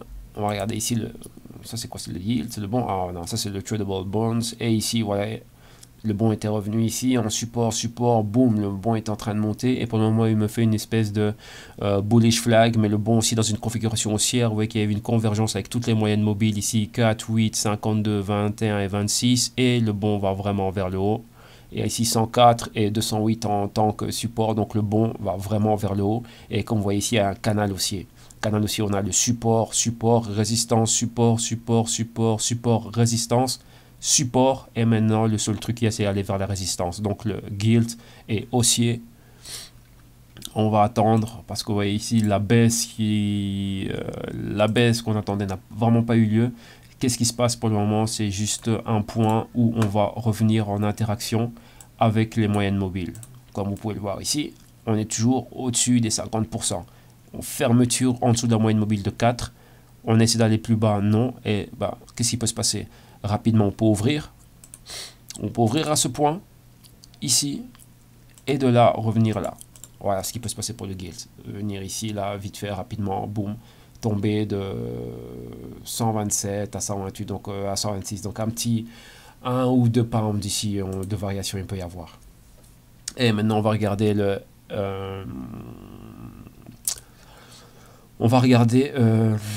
le British Pound. On va regarder l'indice du pound. Attendez, on va le regarder où? Voilà, ici, UK Pound Sterling. On va enlever ça. Donc ça, c'est la valeur du pound. Et comme on peut le voir, le pound, il nous fait un magnifique triangle ici. Vous voyez que le pound, il y a un gros gap ici. Donc moi, j'attendais la hausse du pound il y a pas mal de temps. C'est pas arrivé. On est resté vraiment là dans cette espèce de range. Mais vous voyez que le range ici, ça c'est la résistance que l'on a. Vous voyez, pam, pam, pam. Et ça nous fait des low highs et des higher lows. Donc vous voyez que le triangle est en train de venir se fermer. Ici on a le plus petit triangle ici tracé en vert. Boum, on a un break en dessous, mais on reste toujours dans une configuration haussière. On est sur le support, on peut revenir pour aller vers où? Pour aller vers la résistance. Et voilà, là on a ça. Si je le mets en extension, donc ça peut être quoi? On peut revenir ici. Celui-là je le prends là, on peut voir ceci. Premièrement revenir là. Ou bien il peut avoir un break et on peut casser vers le bas. Donc ici tout est possible toujours. On peut avoir un break ici, là, et revenir là. Ah ouais, tiens, on avait déjà tracé ce petit, le break ici a déjà eu lieu. Le premier triangle, oh là, ah, c'est moi qui étais en train de faire n'importe quoi. On avait le premier break ici qui avait eu lieu, pam, pam, le pound était revenu vers le bas. Là, on essaye de remonter, vous voyez qu'on a une convergence de beaucoup de moyennes mobiles. 4 semaines, 8 semaines, 21 et 26 semaines, elles sont toutes là. Et on a ici 52 semaines, 104 semaines et 208 semaines qui sont au-dessus. Donc là, l'idée, ce serait de réellement remonter. Et là, vous voyez que le pound est en train de nous faire une espèce de cup. Ouais, une espèce de courbe de parabole. Et avec un tête, épaule, tête inversée. Le coup ici, une fois qu'on passe au-dessus du niveau des 78 pounds, boum, on va remonter vers le haut. Mais là, ça prend du temps. Et là, maintenant, vous voyez, on est en train de construire le canal haussier. Et pour le moment, on est dans la moitié inférieure du canal. Donc, on attend vraiment, on a une grosse résistance ici. Vous voyez que les 78 pounds, c'est une zone de résistance très importante. Et on doit passer au-dessus. Si on passe au-dessus, on remonte à la hausse. Ça, c'est le pound. Maintenant, rapidement, on va voir le stocks. L'Eurostox, on va voir le Eurostox 50, donc l'Eurostox 50. 50 entreprises les plus balèzes d'Europe, donc de tous les pays de la zone euro. Et maintenant, on avait le canal baissier, on a vu l'Eurostox revenir vers le dessus. Pourquoi est-ce que j'avais, on va dire, ou laissé de côté l'Eurostox? Parce qu'il n'y avait que le FTSE réellement qui était haut. Donc à un moment donné, j'ai opéré uniquement sur Wall Street et sur la City. Et le reste des valeurs européennes, hormis quelques entreprises qui étaient vraiment intéressantes pour moi, du CAC 40 comme Louis Vuitton, Christian Dior, Essilor, L'Oréal, et au niveau du DAX allemand, donc Adidas, Allianz, Siemens, Daimler, BMW et d'autres compagnies du genre, c'était pas vraiment intéressant pour moi. Et bien sûr le DAX, l'indice qui était super intéressant parce qu'on est en train de voir cette montée, le DAX au-dessus des, si je me trompe pas, 12 000 points. Et ici, on voyait que le DAX et l'Eurostox sont pas mal, comment dirais-je, les graphiques se ressemblent pas mal, donc au niveau du price action c'est plus ou moins pareil. Si on voit l'Eurostox qui monte, on sait bien que le DAX aussi est en train de monter vu l'impact économique qu'a l'Allemagne sur le reste, enfin sur la zone euro. Donc là ça se comprend directement. Vous voyez ici on était au-dessus de la moyenne mobile ici de 104 semaines, il y a eu un break, on a retesté ça comme support. Une nouvelle résistance ici, boum, on est reparti au-dessus. Et ouais, ici, j'avais déjà des targets. La première target ici, c'est quoi? C'est 3500 points et on va les atteindre sans problème cette semaine-ci. Donc l'Eurostox, on va rester haussier. 3500 points, si on les atteint, on bouge à 3690, 3690, 3800 qui sont les hauts maximales. Et ici, vous voyez qu'on avait déjà la ligne de tendance qui était tracée et la configuration est celle-ci, elle est haussière. Voilà, ça va prendre tout ce temps pour que ça arrive là. Donc là, je le trace déjà. Comme ça, vous allez pouvoir voir la continuité des analyses qu'on fait. Et on verra en 2018 si on y est. Ok. Et pour le moment, je peux vous dire qu'on est dans le vert dans pas mal de choses. Dans le vert on a atteint les objectifs qu'on avait analysés. On y est arrivé. Maintenant, on va regarder le bubble. Là, je speed un peu parce que voilà, on a pris beaucoup de temps à regarder surtout les États-Unis et il y avait ici le bubble. Et sur le bubble, ça c'est le bon européen. Vous voyez ici, on a le canal haussier, support, résistance. Et vous voyez qu'ici, à la fin du bon, after Fed hike and likely outcome for stocks, bond and gold. Si on va regarder, c'est ce qu'on est en train de faire maintenant. On fait le prêt. Vous voyez ici la news, il y a un article qui vient d'arriver, mais bon voilà, c'est ce qu'on est déjà en train de décortiquer. Vous voyez ici, moi j'ai vu un épaule, tête, épaule. Et vous voyez que là, pour le moment, là, la deuxième épaule est en train de se tracer ici, et un peu, on va dire, beaucoup plus haute. Et on peut commencer, je vais le bouger. Vous voyez qu'on voyait ceci, la baisse, et on peut continuer à tracer le canal haussier. Et pour le moment, on est là. Et on a cette baisse massive ici. Et on a cette zone ici de résistance, là. On baisse massif, on est revenu au support. Vous voyez, on a atteint la moyenne mobile de 104 semaines. Et maintenant, là, on attend. Si on va beaucoup plus bas, oui, on a cette zone. On va la tracer pour qu'on voit la pertinence par moment de l'analyse technique. Ouais, on est là. Vous voyez, cette zone ici, c'est venu. Là, c'est venu en résistance. Résistance, on est repassé au-dessus. Ça l'a retesté rapidement. Zone de point pivot. Boum, on est remonté. Support, support. Là, support. Et maintenant, pour revenir ici en support. Ouais, et là, si maintenant, on continue comme ça. Si on casse, on retourne directement. On casse en dessous. On va aller retrouver ceci. Et si on rebondit, on va refaire comme ça. Et ça, c'est en vert. Ok. Donc là, on a ça. Ça, c'est pour le bubble. Là, on a fait l'Europe. Maintenant, on va regarder le Inver. Donc, c'est Inver, c'est... ça c'est quoi ça? Pardonnez-moi, c'est les gens qui veulent se connecter sur LinkedIn. Et là maintenant, qu'est-ce qu'on a? L'Inverse, c'est l'indice de l'euro. Et vous voyez, il y a eu un gap haussier. On a touché toutes les moyennes mobiles ici. Et là maintenant, c'est un peu comme le dollar. C'est en train de monter. Gap haussier, on redescend et on n'a pas de direction, donc on attend. Vous voyez, c'est un peu comme le dollar était A, B, C, D descendant ici. Là, on est peut-être dans un A, B, C et D ascendant. Donc, ouais, A, le B, le C, et on irait chercher un D beaucoup plus haut, mais beaucoup d'indécision ici. Donc, vous voyez que le dollar et l'euro, ben, c'est comme un miroir. Mais ici, il y a pas mal de volatilité. Vous voyez que moi, je ne traite pas forcément. Je suis pas trop sur les valeurs forex. Je préfère trader les indices, futurs indices des monnaies, et de manière individuelle. Et là, ben, comment dirais-je, ben, ça se passe mieux. Pourquoi? Parce que je peux adapter mon risque directement sur l'euro, mon risque directement sur le dollar, parce qu'il y a, comme je dis bien, c'est des termes macroéconomiques, microéconomiques, géopolitiques, géostratégiques, donc je préfère avoir chacun des actifs séparés plutôt que d'être dans la paire. Parce que lorsqu'on est dans la paire, ben voilà, l'une va influencer sur l'autre, et on va dire c'est une manière de mieux diversifier mon risque, et comment dirais-je, pour moi c'est beaucoup plus clair, ça fonctionne comme ça. Comme, encore une fois, je le dis, mon système à moi, dans mon système, ma manière d'opérer, de négocier sur les devises de manière individuelle en allant directement opérer sur les indices de chacune des monnaies, ça fonctionne pour moi, c'est quelque chose que je comprends mieux. J'ai de la consistance et de bons résultats de cette manière-là, donc voilà, j'en ai créé mon propre système. Et là, c'est libre à chacun. Ouais, il y a énormément d'actifs, on ne peut pas opérer sur tout, mais voilà, chacun va trouver ce qui va le mieux. Ça, c'est les goûts et les couleurs.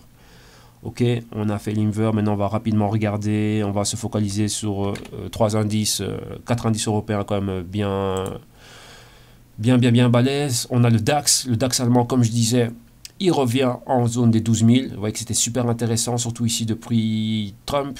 Trump était quelque part ici, 31 du 10, et ici Trump était là. Et après Trump, vous voyez que ça a monté rapidement, on est presque aux 12 000 points, c'est la maximale target, vous voyez ici, depuis mon analyse, depuis ce point-là, je l'avais bien mis en vert depuis bien longtemps et on a atteint les 12 000 points. C'était ce que je voulais pour le DAX. On a profité de pas mal de compagnies, surtout après ce point ici, après cette résistance. Et vous voyez qu'on avait un épaule, tête, épaule inversé. Ici, là où vous avez les points, donc la première épaule, la tête, la deuxième épaule, et boum, on est reparti à la hausse. Et le coup, on a cassé ici la résistance, on est venu retester comme support. Autre résistance ici, boum, 12 000 points. On va être au max 12 300 points et après là, on verra ce qui va se passer. Parce que là, c'est des hauts historiques. Il n'y a que le Dow Jones qui a fait des nouveaux hauts historiques. Maintenant, le FTSE a créé des nouveaux hauts historiques. Maintenant, le DAX va suivre. Le DAX, c'est la plus grosse économie européenne, donc le DAX est déjà là. Là, c'était quoi? Opération sur pas mal de compagnies que j'ai citées tout à l'heure, Adidas, Allianz, BMW, tout ça, des trucs qui m'intéressent, que je connais. Et là, maintenant, ben voilà, on verra le truc, comment ça va continuer.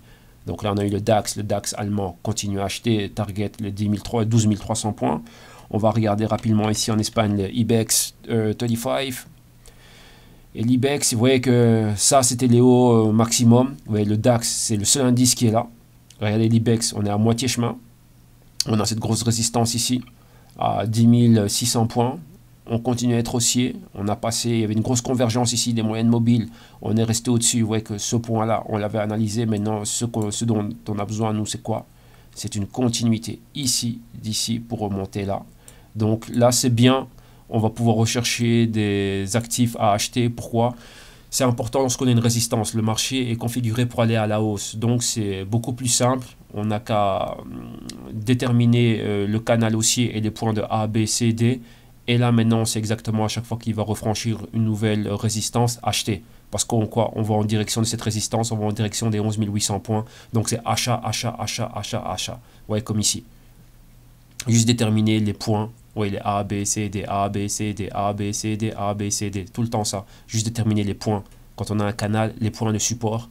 Déterminer les supports et les résistances beaucoup plus proches. Et acheter ou ici en ordre limite ou en ordre stop lorsque il va y avoir le break. Et voilà, c'est ça qu'il faut déterminer. Donc savoir quand acheter, quand vendre, où est le risque, comment mettre son stop et comment anticiper ce genre de mouvement. La clé, elle est là. Maintenant, on continue. On va voir la France rapidement, le CAC 40. CAC 40, CAC 40, CAC 40 ici. Et CAC 40, vous voyez, encore une fois, vous voyez, les hauts historiques. Le DAX, c'est le seul qui est là. L'Eurostoxx s'en rapproche, mais vous voyez que l'IBEX espagnol et le CAC 40 aussi est presque là. Donc CAC 40 aussi c'est acheté. Là, comme je vous dis, j'avais des bons trades avec L'Oréal, Louis Vuitton. Et ouais, c'est pratiquement les seules compagnies que je trade là-bas. Pourquoi? Parce que je comprends leurs produits. Et c'est facile, enfin facile, une fois qu'on comprend bien les produits, qu'on comprend bien et qu'on connaît bien la compagnie, on sait exactement ce qu'il y a. Comme je dis, configuration haussière, je ne fais qu'acheter, j'ai même pas, c'était pas la peine de chercher des ventes. Depuis le mois d'août, j'étais en train d'acheter ces compagnies-là et avoir des trades avec eux. Et maintenant, bah voilà, maintenant on va en direction des 5200 points. Donc la configuration ici reste haussière, comme vous voyez ici, j'avais cette petite analyse ici, là, et ce point-là, on reste haussier. Là, c'est la direction qu'on a pour le CAC 40. Et on va regarder aussi le SMI suisse, parce que la Suisse aussi, j'adore les compagnies du SMI 20. Et vous voyez la Suisse, les hauts historiques étaient là. On est ici, support, support, on décolle du support. Vous voyez que le premier target, pour moi, c'est les 9000 points. Et ensuite, on a les 9500 points. Et donc, voilà, on va continuer aussi à acheter les valeurs du SMI. Là, c'est des compagnies, qu'est-ce que j'aime bien? Roche, Syngenta, Swatch, Swisscom. Il y a les banquiers, UBS, Crédit Suisse, pas trop, parce qu'il n'y a pas trop de volatilité dans ces trucs-là. Moi, j'aime les trucs bien volatiles. Et ouais, en gros, c'est ce que je viens de vous citer. Ça, c'est vraiment les compagnies qui me plaisent bien. Et donc, voilà pour la Suisse et ainsi de suite et tout ça. Maintenant, on va terminer avec un dernier indice qu'on a vu. On avait vu le Nikkei. Japon, Nikkei 225 et Nikkei 225, vous voyez, les hauts historiques étaient là. Oui, on avait ce canal baissier, résistance, support, résistance, support. Donc, vous voyez, c'était vente, achat, vente, pas d'achat ici, achat là, et là maintenant, achat encore ici lorsqu'on a percé ce niveau. Et on est ici, et vous voyez que le Nikkei, attendez, on va bouger ceci, qu'on voit ça en plus grand. Là, on speed un peu plus parce qu'on a fait le travail que je voulais faire, c'était vraiment sur Wall Street. On a vraiment fait le taf. Et vous voyez ici que la direction du Nikkei, c'est les 20 000 points. Et ça, c'est un bullish flag. C'est un drapeau haussier. Vous voyez qu'on a cette résistance ici aux 20 040. Et une fois qu'on est au-dessus des 20 040, on va aller là. Donc, vous voyez que l'analyse qu'on avait faite déjà, que j'avais faite depuis un bon bout de temps, pour déterminer la direction que c'était en train de prendre, elle était haussière. Et là, bah, comme vous le voyez, là, c'était là. Là, bon, comme je dis, on a repris en français, mais ceux qui ont pu avoir ce suivi, c'était tous ceux qui étaient, enfin, mes clients ici, principalement ici en Espagne. Et voilà comment on a profité des choses. Là, maintenant, on recommence aussi à le refaire pour des personnes ici. Donc, vous voyez là, la chose, comment elle était. Maintenant, on est dans une nouvelle configuration. Elle est haussière et on reste là. On reste haussier ici. Vous voyez qu'on avait le triangle ici qu'on avait tracé. Et on reste au-dessus. Donc, vous voyez, ici, c'était là quoi, la distribution. Maintenant, ici, une nouvelle accumulation. Et ce qu'on attend maintenant, c'est juste le boom ici, que ça passe au-dessus. Si on revient recorriger, ouais, on aura l'interaction avec la moyenne mobile de 21 et 26. Ici, on va revenir retoucher quoi, le support. 21 semaines et 26 semaines sont en train d'opérer, enfin, de jouer le rôle de support. Ici. Et là, boum, ça va rebondir et ça va repartir. Ou bien ça va rester latéral jusqu'à ce que ça atteigne ce niveau-ci, 19 500 points. Et là, on retournera à la hausse. Ok, maintenant, ah oui, dernier petit truc, on n'a pas regardé les monnaies. Donc on va retourner rapidement avec Finviz. Finviz, où tu es? Ici, on va regarder les futurs des différentes monnaies. Donc futurs. Ici, currencies. Et on va regarder un peu les différentes monnaies qu'on a. On a déjà vu les stock market qu'on avait. On a vu le dollar ici. On reste baissier. Donc dans le dollar, on a un possible A, B, C, D baissier. Donc on irait chercher les 98 ici. L'euro, on a vu que c'était à l'inverse. On va monter. On a cette zone ici, vous voyez, de résistance pour l'euro. Support ici pour le dollar. Donc si on continue plus bas, on va aller plus bas. L'euro, configuration haussière. Le Nikkei, on reste à la hausse, donc un trade, ah oui, un des seuls trades que je fais en forex, c'est ça, c'est l'euro, pas l'euro, le dollar yen.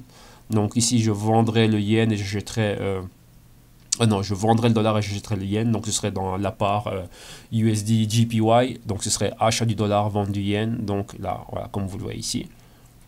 Non, pardon, vente du dollar et achat du yen, voilà, parce qu'ici, ouais, le yen est dans cette configuration-là, mais attention. Une continuité, ça peut être, vous voyez, ce sont toujours des trades d'une, 2 semaines, mais pour le moment, la configuration est haussière. Le pound, on l'a vu en détail, ça peut être, ici on est en zone de support super intéressante, au-dessus des 1,24-25, on retournera à la hausse, mais attention, on a une résistance très importante ici.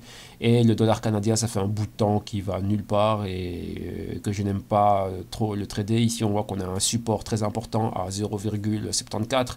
Donc si on va en dessous de ça, on continuerait à aller à la baisse. Et le franc suisse, pour le moment, bah, on a A, B, C, D haussier. Donc ça peut être égal à ce qu'on voit ici avec l'euro. Donc s'il y a une continuité, on ira à la hausse. On a ici une résistance importante à 1,02. Si on passe au-dessus, boum, on monte. Et voilà, en gros, pour les monnaies, on a vu ce qu'il y a. On va regarder une part de monnaie parce qu'on a vu l'indice chinois, mais on va regarder le USD CNY, qui est le Chinese Yuan, que j'étais en train d'analyser. Voilà, ici, ouais, on avait ceci. Si le dollar continue à sa dépréciation, donc s'il continue à baisser, on achèterait le yuan. On voit clairement ici le canal haussier du dollar. On va le retracer ici, comme ça vous allez pouvoir le voir. Bam, on a le canal qui est là, donc vous voyez qu'on reste haussier. Ouais, ici, support, résistance, support, résistance, support. On est dans la moitié inférieure, support une autre fois, résistance. Là, on est toujours dans la moitié supérieure, mais là, on est dans la moitié supérieure. Et ici, ce serait revenir là, à ce point-ci. Donc ici, ouais, on a eu ça. On s'est posé dans un support horizontal ici. Et ce serait revenir là, maintenant, à l'achat. Donc on a pas mal d'indécisions. Vous voyez ici, on a une convergence avec toutes les moyennes mobiles les plus importantes, qui sont 4, 8 et 21, mais on est au-dessus de 4, on a une indécision ici, là maintenant on pourrait revenir, redescendre, donc se maintenir dans ce range latéral, et après bon, on espère pouvoir revenir ici à 6,95. Ok, donc là on a ça, là on a fini exactement avec tout ce qu'il y a. Maintenant on va terminer avec 4 actifs, on va regarder le pétrole, l'or, l'argent, et on va terminer avec le bitcoin. Ok, je dis que cette semaine-ci on allait revenir à une configuration complète. Alors maintenant on y va, on va commencer avec le cru. Ouais, le cru, oh là là, il a effacé toute mon analyse. Là je sais pas ce qui se passe avec ce truc ici, mais bon, ce n'est pas grave. On va continuer le cru. On avait ceci, on va tracer, on va dire les lignes les plus importantes. On va dire qu'on avait ça ici, cette résistance. Ok, on avait cette résistance là. Et on va tracer, on va dire, ce trend line comme ceci. Sorry, on va tracer ça, la trend line ici. Bam, ouais, on a cette espèce de triangle qui est en train de se former. Voilà, je vais vous expliquer le trade que j'avais eu ici, puisque là, ça m'énerve, mais là, bon, ça arrive, ça m'efface les analyses que je suis en train de faire. Faut comprendre si je le fatigue pas mal. Le trade que moi j'avais, c'était un trade, c'était un short entrée ici à, ouais, juste à cette moyenne mobile, juste ici. Mon short à moi, c'était celui-là. C'est ce qui s'était passé. Donc, on va remettre un peu l'opération que j'avais. C'était celle-ci. C'était entré à ce niveau-là pour revenir rechercher ceci. Donc là, ah là, plus ou moins. Ouais, parce qu'on avait ce niveau de résistance. On avait ce canal ici. On avait, ouais, on a ce point-là. On a un point ici. Et on a un deuxième point là. Le truc, c'était de venir là, là. La chose qui s'est passée, c'est la suivante. Le marché a touché mon point d'entrée. Ça a baissé un peu pour arriver pratiquement ici. 47 $ le baril. Et puis ça, c'est revenu là. C'était la seule position que j'avais pré-Fed qui, on va dire, est rentrée live. Et je n'ai pas voulu maintenir cette position-là parce que j'ai vu que ça n'allait nulle part. Ça peut être juste une temporisation d'une semaine et c'est revenu en arrière. Là, c'est au niveau psychologique. Je me suis dit, non, non, non, j'ai pas envie de maintenir cette position-là. Je suis, comme on dit, too early. Quand on est too early in the trade, ben, on peut perdre, donc trop tôt dans le trade. Donc je me suis dit, quoi, tu sais quoi, mon ami, sors et tu reviens à un meilleur moment. Mais lorsque, comment dirais-je, j'ai besoin de reprendre confiance, donc pour reprendre confiance, qu'est-ce qu'il me faut? Je vais retourner là maintenant vers les actifs avec lesquels je sais qu'il y a une hausse potentielle, comme on a vu, DAX, hausse potentielle, Eurostoxx, hausse potentielle, FTSE, hausse potentielle, Nasdaq qui va revenir à une hausse potentielle, donc, et quelques entreprises du SMI, de l'IBEX, donc voilà, choisir ces quelques compagnies-là, et maintenant revenir ici avec le pétrole, et en remettant un ordre beaucoup plus bas. Donc l'ordre que moi je vais remettre, ce serait ici à 46,50, donc ça, si je prends ça, je viens ici, donc maintenant mon truc ce serait rentrer ici, là, 46,50, ce serait rentrer là, et première target ce serait de venir ici, ce serait revenir, on va dire peut-être pas trop bas comme ça, 46,50, on va aller à 2,50 $, donc on va aller à 44, là, voilà, plus ou moins là comme ça, et ici revenir Si je prends 2,50 $ de risque, 46,50, bah, ce serait ici à 48, on va dire. 46,50, ce serait 46,50. Donc là, quelque part, comme ça, ici, là. Voilà. Prendre ça comme risque. 46,50. Et ici, ce serait baisser un peu plus bas, là, comme ça. Ouais, là, ce serait le genre d'opération que moi, je prendrais. Pourquoi? Si on voit vraiment une continuité dans la baisse, on viendrait là. Mais si on ne voit pas de continuité dans la baisse et qu'on retourne vers le haut, une fois qu'on serait au-dessus des 50% de cette bougie ici, donc ici, là, comme ça, au-dessus de 50 $, au-dessus de 50-50, au-dessus de 50-50, on retournera à la hausse pour revenir là. Vous voyez, un peu comme c'était le cas ici. Vous voyez pourquoi? Parce qu'on a les moyennes mobiles qui sont juste là au milieu. Vous voyez, 21-26. Là, on a 21-26, mais là, 21-26 pointe vers le bas. Là, on a 4-8. Vous voyez, le point de convergence était là. Donc, c'était là qu'il fallait rentrer. Le bon trade, c'était là qu'il fallait rentrer. Mais moi, j'étais en train d'attendre une hausse. Là, on a eu des signaux qui nous montraient une baisse. Et là, on a eu, et c'était trop rapide. Quand c'est trop rapide, on ne sait pas rentrer dedans. Là, moi, j'étais trop tôt dans le trade, comme ça, comme je l'ai dit en vous montrant en actif tout à l'heure, que lorsqu'on a des mèches, les mèches peuvent nous mettre dans une opération alors qu'on n'avait pas envie d'entrer. Vous voyez, même à ce point-là ou à ce point-là, mais ici, bon, de 47 à 46, 50, bon, c'est 50 cents qu'on est en train de perdre. Je dis, bon, voilà, trop tôt, c'est pas grave, on avorte l'opération, on revient, on réanalyse, on voit que cette semaine-ci, ça continue à être comme ça, ben boum, là, je me remets à un autre point d'entrée que je vais évaluer, ou 46,50, ou comment, en dépendant de comment cette semaine va aller, je peux le réajuster, mais là je pense que c'est un nouveau point, donc l'ordre est déjà mis. 46,50 pour attendre à ce que ça aille beaucoup plus bas. Ici, que ça vienne avec, ici on a eu pas mal de zones ici au niveau du support. Je dis non, je vais pas attendre les 42, 43 ça peut être un bon point. Et avec des alertes, ouais, une alerte ici à 50%, si ça va contre moi, et une alerte ici à 50%. Normalement, moi, je m'étais donné ça, je m'étais donné pratiquement les 50 $, mais non, oui, lorsque c'était ici, avant même d'être arrivé, une fois que j'étais à 49 $ et quelques, je suis déjà parti. Et là, maintenant, on a remis un nouvel ordre, ok? Alors maintenant, on va regarder le LCO. Et le LCO, voilà, ici, on a l'analyse, on voit les pôles tête-épaule inversés. Donc là, ce qui fait qu'on est dans une configuration haussière. Mais ici, se passe exactement la même chose avec le Brent. C'est que, wow, pardon. C'est qu'on a ceci. Mais ici, vous voyez qu'on a un autre type d'interaction avec les moyennes mobiles. 4, 8. Ici, ouais, on a le point de convergence. Boum. Rapidement. En dessous, on a atteint 21, 26, perforation, bam. Maintenant, qu'est-ce qu'on a ici? Ici, on a 52 et on a 104 semaines. Donc là, maintenant, le truc, ce serait quoi? En dessous de 51, ben, venir toucher les 49,50. Mais le mieux, ce serait quoi? D'attendre ici, en dessous de 50 $. Donc, à partir de 50 $, ce serait rentré. Donc, ouais, vous opérez ou dans l'un ou dans l'autre. Et ici, remettre un nouveau short, on va dire 50 $ juste au-dessus. Et voilà, vous voyez, juste ici à la moitié. Donc, de 50 $ risque à 53. Donc, 3,50 $, on va dire qu'on risque ici. 3,30 $. Et 3,30 $. Donc, ce serait à venir, vous voyez, juste ici, à cette zone-là. Ouais, on avait les supports ici. Donc, 45,95, on va dire 46,50, 46 $, plus ou moins là, prendre les bénéfices. Donc là, si on a une continuité dans le sell-off massif qu'on a vu avec le pétrole, bah on irait et on peut rejoindre comment dirais-je, ces zones de prix là. Mais là maintenant c'est quoi? C'est pas mal de catalystes, c'est regarder ce qui va se passer au niveau de l'OPEP. Vous avez vu la news avec l'OPEP. Là on a eu la préfète, donc on sait exactement ce qui est en train de se passer avec le dollar. Voir ce qu'il y a, voir comment vont les compagnies. Et ici, c'est les conflits géopolitiques et tout ce qui a à voir avec le pétrole et voir réellement ce qui est en train de se passer. Mais là, anticiper le mouvement, bah, ce serait ça.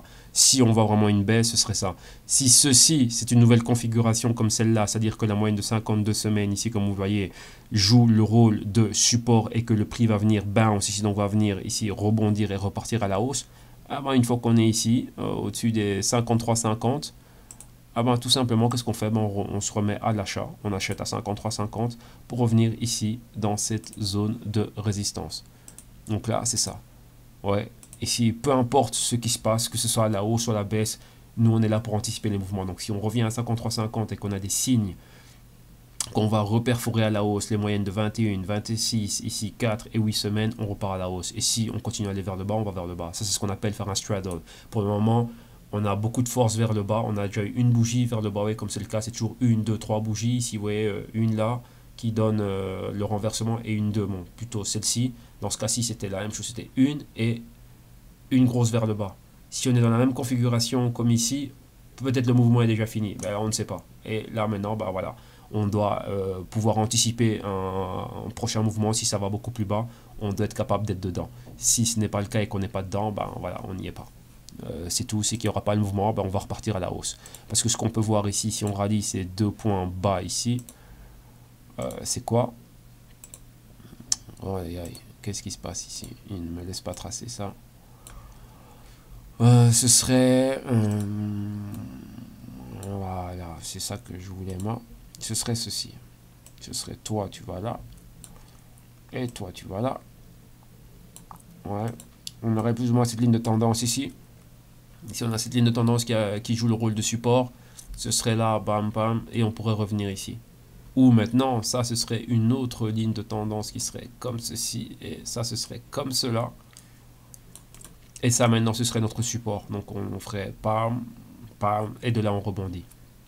Mais là maintenant, ouais, ben, c'est ça le trade, il faut mettre des ordres et il faut savoir après comment est-ce qu'on va gérer ça. Avec, si je suis dans cette baisse là, les autres ordres que j'avais n'étaient pas arrivés à maturité, donc aucune position n'est rentrée live, donc ce qui fait qu'il n'y avait rien pour pouvoir me couvrir de la position que j'avais sur le cru.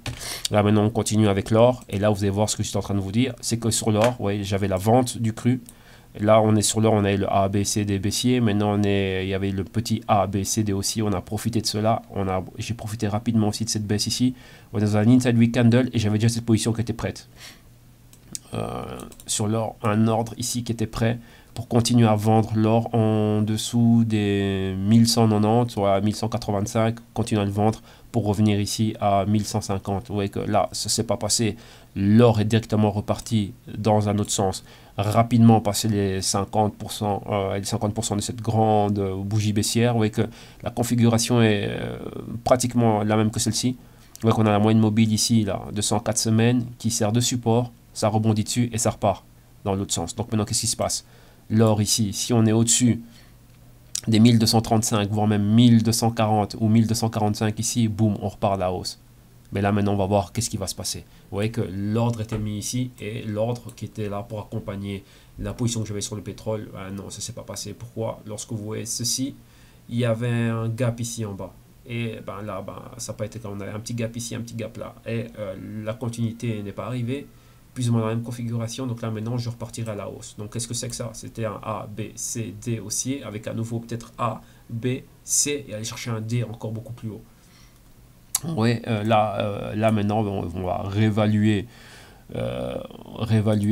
cette probabilité et voir si maintenant, bah, voilà, si l'or me donne réellement des signes d'achat, on irait à la hausse. Là, comme on l'a analysé avec les clients ce vendredi, on a un gros problème. C'est quoi? Enfin, pas problème, c'est qu'on est dans une zone très critique. Toutes les moyennes mobiles sont ici et elles sont toutes horizontales. Vous voyez qu'il n'y en a aucune qui a une direction concrète. Quand j'ai une direction concrète, c'est 45 degrés d'amplitude, aucune.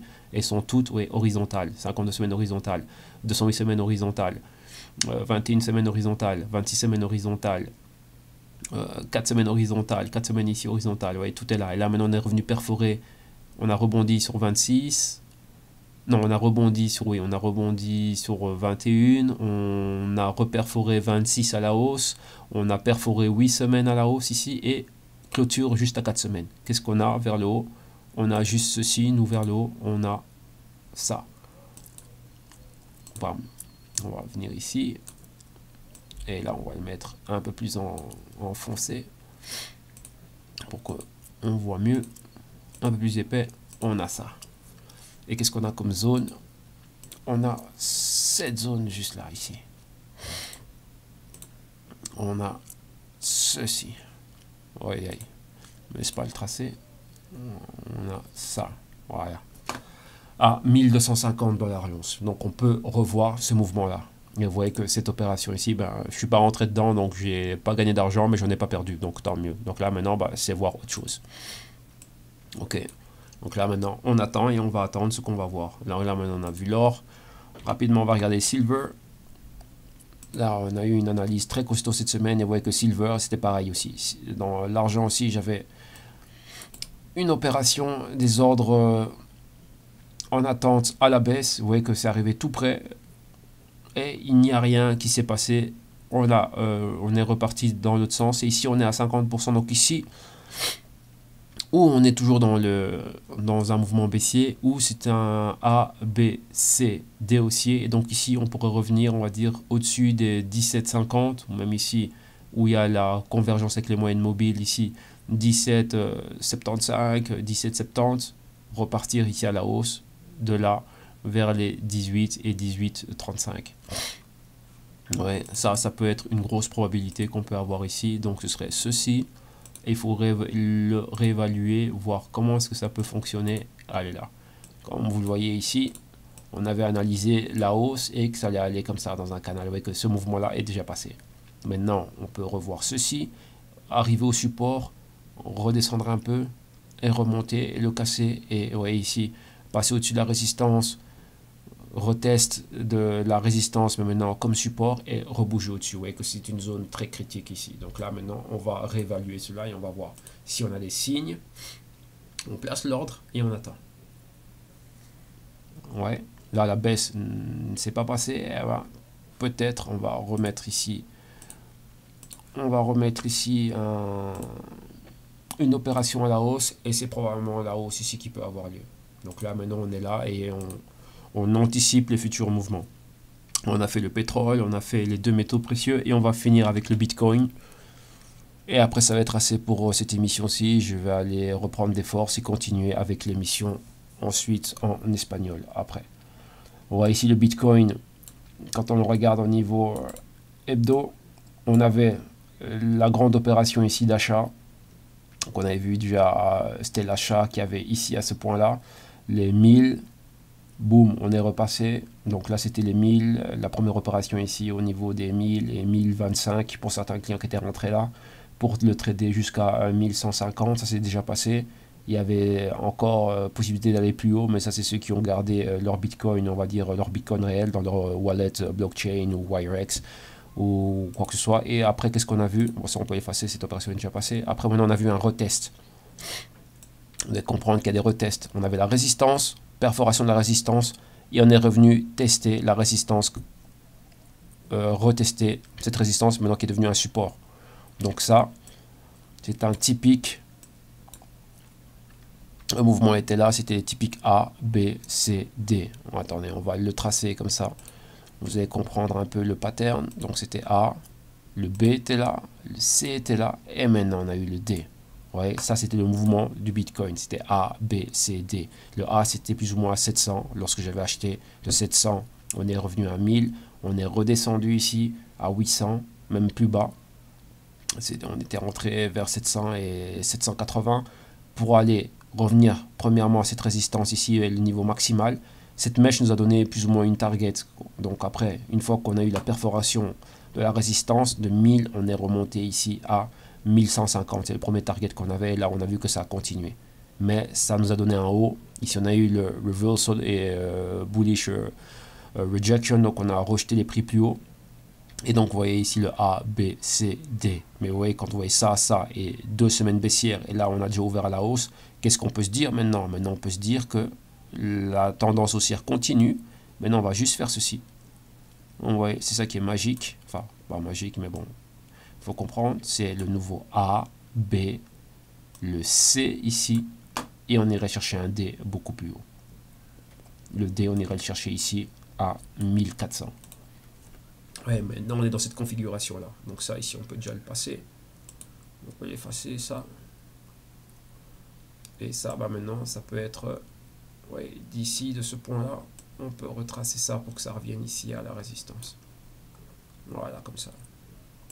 Celui-là, on peut l'effacer. Et toi, maintenant, tu deviens quoi? Toi, tu deviens vert. Voilà. Ouais, maintenant, on est dans un A, B, C. Et si le pattern se confirme, la continuité du pattern se confirme, qu'on continue dans cette tendance haussière, on irait chercher le D là. Mais qu'est-ce qui nous prouve et qu'est-ce qui nous démontre réellement qu'on est dans une, comment dirais-je, tendance haussière? Euh, on va faire une chose, on va dessiner un canal. On prend les deux points, ces deux bas plus haut, on joint les deux points qu'on a au-dessus et on tire. Et voilà, maintenant on est dans un canal. Ici, avec là, on a ça comme résistance, résistance, support, support, boum, canal. Ouais, donc ce que ça peut faire, ceci. Là, on est de là, résistance, support, résistance, support, et on irait rechercher la résistance ici, ouais, 1400 et pourquoi pas 1500. Voilà, rapidement. Ok, donc là, voilà tout. C'était une longue semaine, vraiment, on est revenu à ce qu'on est en train de voir. Donc encore une fois, merci pour avoir été avec moi. Ben, j'espère que l'analyse et on va dire cette petite leçon aussi en même temps, ben, ça a été synchronisé, on va dire en simultané. Je sais que ça va vous venir en aide. Il y a beaucoup de choses qu'on a vues, c'est beaucoup de trucs, donc il faut revenir et le regarder tranquillement. Encore une fois, ben, vous avez moi ma page www.jctune.com. Vous regardez ce qu'il y a là maintenant. Oui, il y a le nouveau lancement du nouveau produit, enfin, on va dire que pour le lancement printanier.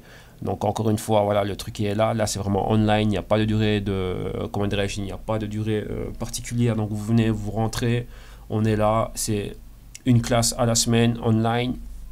Et là, on fait les trucs. Et là, il y aura, comment dirais-je, les enregistrements des modules vidéo, module par module. Vous allez pouvoir le recevoir, le regarder tranquillement. Et on le commande chaque semaine. Et on va tranquillement en fonction